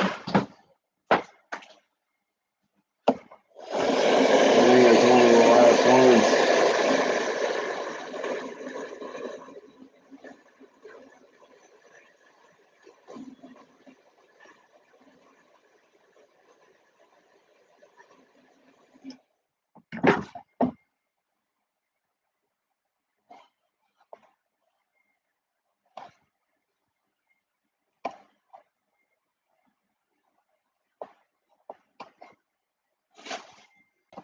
Okay, let's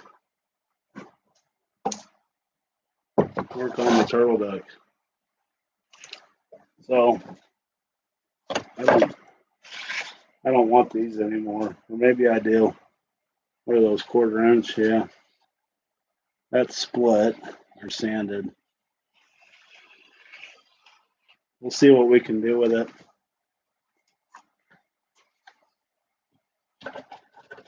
So what do we need? This is not a structural part by any means. This is all cosmetics here. And we need, wherever it went, there it is. And it matches up pretty good with that.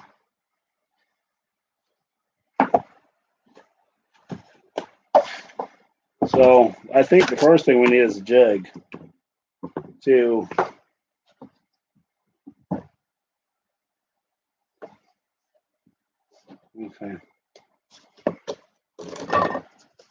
quick jig. So take a piece of wood, don't matter the size.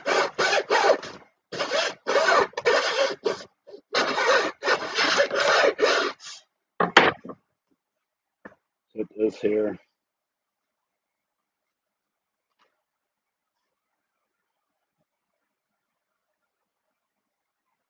Set that there. Okay. Mark it. Put some glue on it. Put it back in the same spot.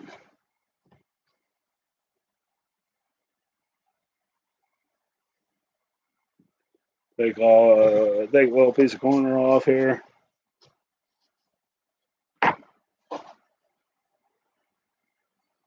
Okay, that fits pretty nice.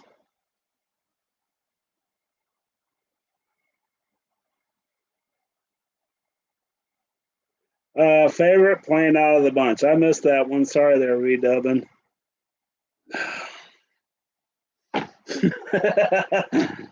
The one I'm flying? Is that a good enough answer? This is one of them. I love flying this thing. It's easy to throw in the car and go. Just flying it dearly. Like I said, it's been a couple, 2-3 years since it's flown. The Cougar's got to be my go-to, and the pogo stick is my other go-to favorite. Again, just easy to throw in the car and go.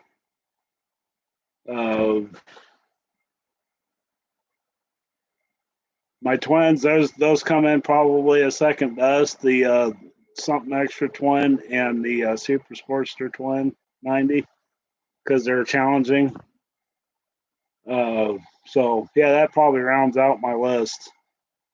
The yeah, but yeah, it's probably it's probably true.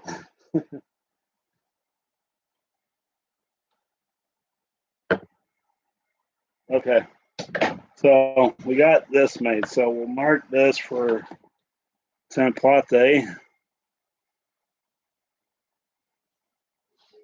for we'll call it TD number 1. I'll remember what that means, right? Okay, so we got a nice, really nice surface here to work off of. So we're gonna want to put some formers in here. I'm not gonna put one at the rear tail because it has this part here to attach to once we get the balsas. So we're gonna have one here at the leading edge, obviously, okay? And then we'll probably want one back here for tail support. So probably right about there. I like the TLAR method. That looks about right. Yeah, I've had a few of the 4-stars. Well, 4-star 20 upstairs, that's fun to fly, but it doesn't like the wind. And because it's so small. And the 4-star 60 I had, that was a long time ago, and that one succumbed to death by bird. But that was a fun plane to fly for the few times I got to fly it. So we got one here and one here. We'll probably want a couple more in the center. So let's use a tape measure and see what the tail area more like. So we go 4 and 8. Let's go 5 and 10. 5 and 10, maybe 6 and 12. That's a little too far.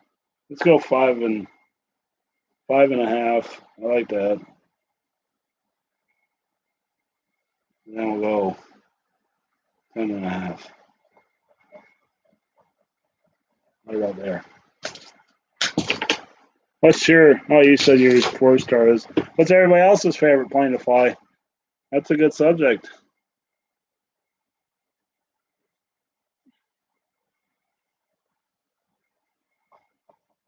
Okay.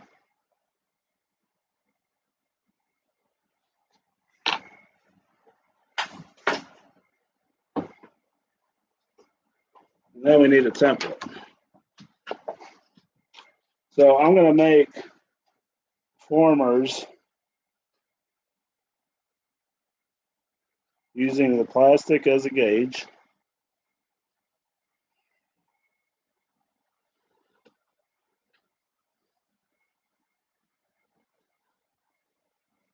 It's not going to be hollow or not sheeted. So there's one. So we'll call that TD1. Right? Turtleneck number 1. Now this thing's going to get, it's not too wobbly. So I'm going to take it over to the bandsaw and I'm going to cut where my next former goes. But the other thing is we need the lines. So we need to create a set of plans.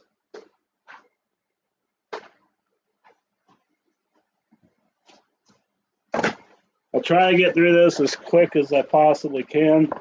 That way we can get it wrapped up here. I'm not going to build it today. I'm just going to get started on it.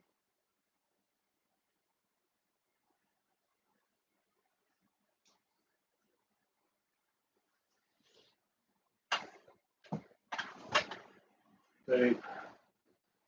It's here somewhere.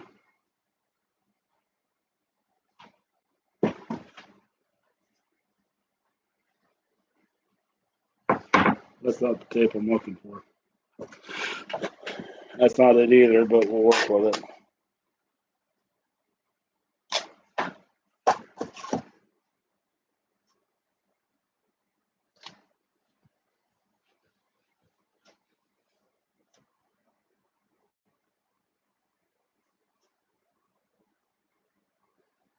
I wish I could fly Cubs. They don't like me. Okay, so we're going to, I'm not going to push hard. I just want it to rest. This is a good template for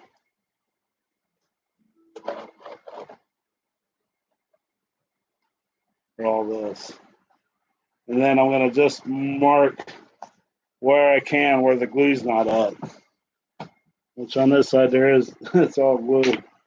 So I guess I'm going to have to scrape some of it off.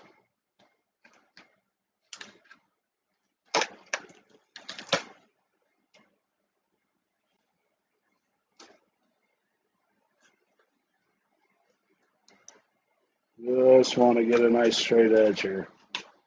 We'll go there, and then we'll come down here.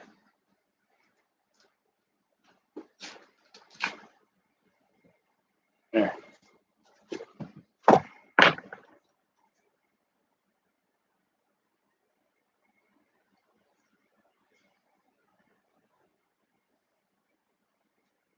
Straighten it out a little bit, get it back where it needs to be at. And I pushed too hard and I caved it in, so I gotta, like I said, you don't want to push too hard. Just want to get some straight edges here. And then we'll go back here. This is the end. Right there. Okay.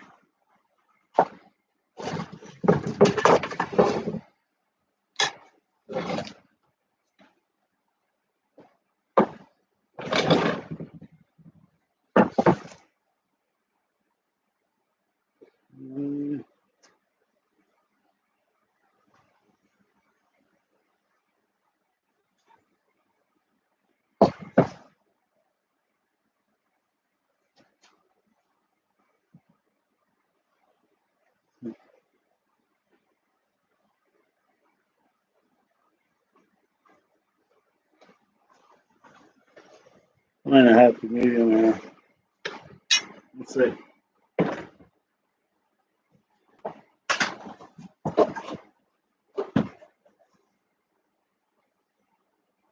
Yeah, I've seen a lot of those Watt 4s. I'd like to get my hands on one of them.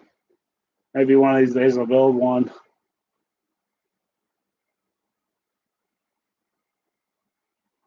Yeah, that homebrew is pretty cool, Tom. I would like to build a giant sweet glow stick, but we will see. That looks pretty good. So that's a good, I just got a top view down. And it's just, I don't know if you can see that or not. That's just going to give me a really good idea of where everything needs to be at and a plan to build off of. So we'll kind of line up our marks here on paper here with where formers are going to be at. And then when I cut this, I'm going to cut it straight. It'll look crooked because of everything, but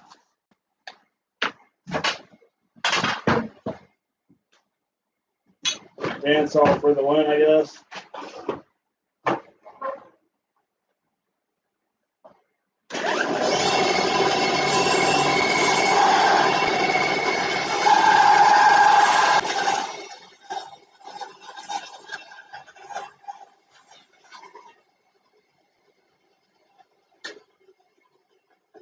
Okay, first cut. Is it going to stay together? I hope so. Yeah. Looks pretty good.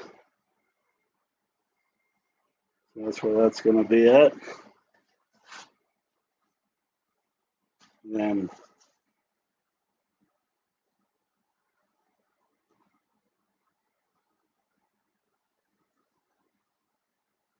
I'm not pushing down too hard.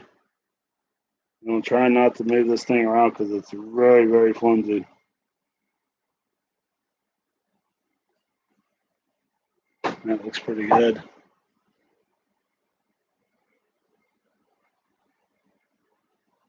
Okay.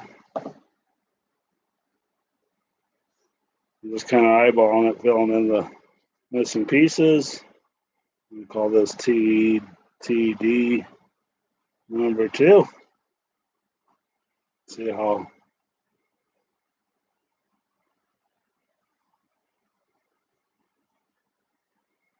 pretty good.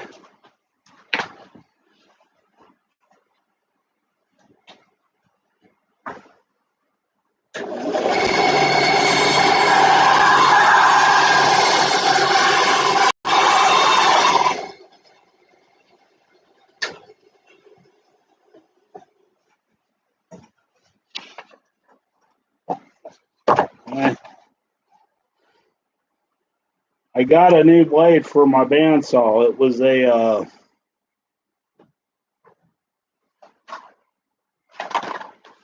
Olsen bandsaw blades. Highly recommend them. That thing is so thin it doesn't hardly have any curve to it, and it cuts so much better than the old one did.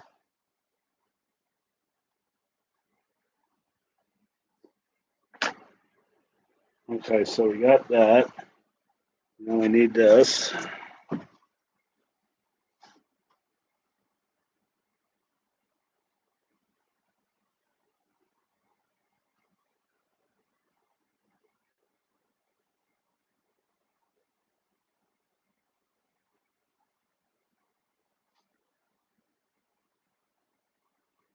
Getting a little more difficult to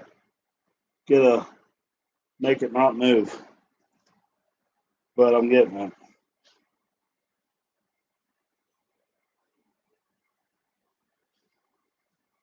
T number 3.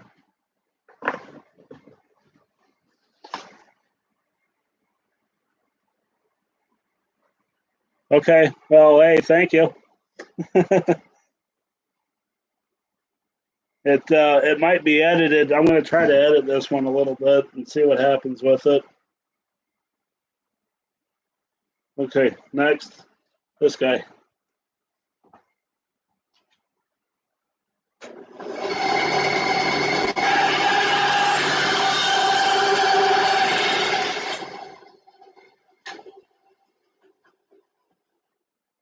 See how flimsy it's getting, but up here it's not as hard. So I've been going by the back one or the front portion of it. If that makes any sense.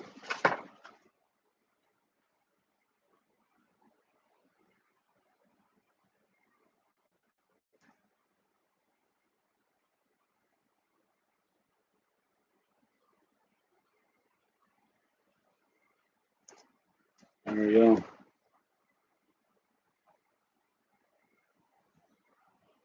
Okay, so we got that. That's a good way to get templates off of stuff that you can't find. And then so we got our angle, right? So when we build it, we can put this up and set the angle of the first former. As far as this goes, this is the outlining of the formers. It's not the inside. I didn't account. This is what it'll look like when it gets done. So we got to account for sheeting and any sticks that we're going to put in here too. So what I will probably do, since this one's so small, I'm going to put one right here in the middle, and then I'll put, basically 3/4 inch sticks going all the way back. So I'll have to cut notches for them and then when it gets back here, it won't get so busy. And then once we get that done, we can lay our parchment paper out, protect our plans. One of a kind here. And then, we can lay this out we could also put the bottom stick that's already on the fuselage. We could put that in to our formers, so that way when we go to lay it in there, it lays just like the plastic one did. It just pops right on, we glue it down, we're done, right? So, yeah. Hey, look. It ain't quite dry enough. It's getting there, though. So I think that's a pretty good first episode. What do you guys think? Is that you on board with this style of live and just having its own project? I think that's going to work out really well. And yeah.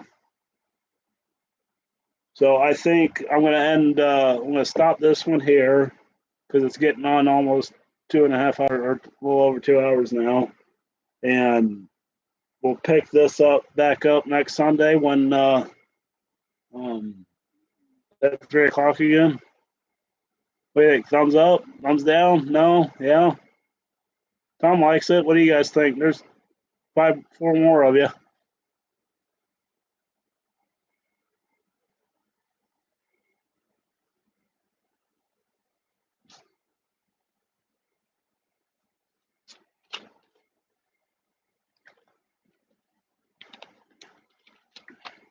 Okay, yeah.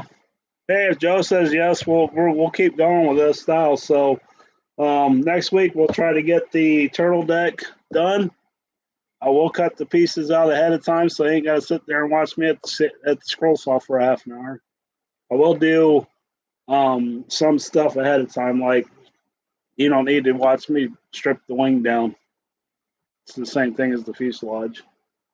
And then we'll build the turtle deck, and we'll make some more the repairs that we need to do. I need to make, yeah, the lower turtle deck there. So, anyways, hey, thanks everybody for watching, and you guys have a good one. And like the video, dang it, there's only 5 likes. So, anyways, we'll see you guys on the next one. Thanks for watching.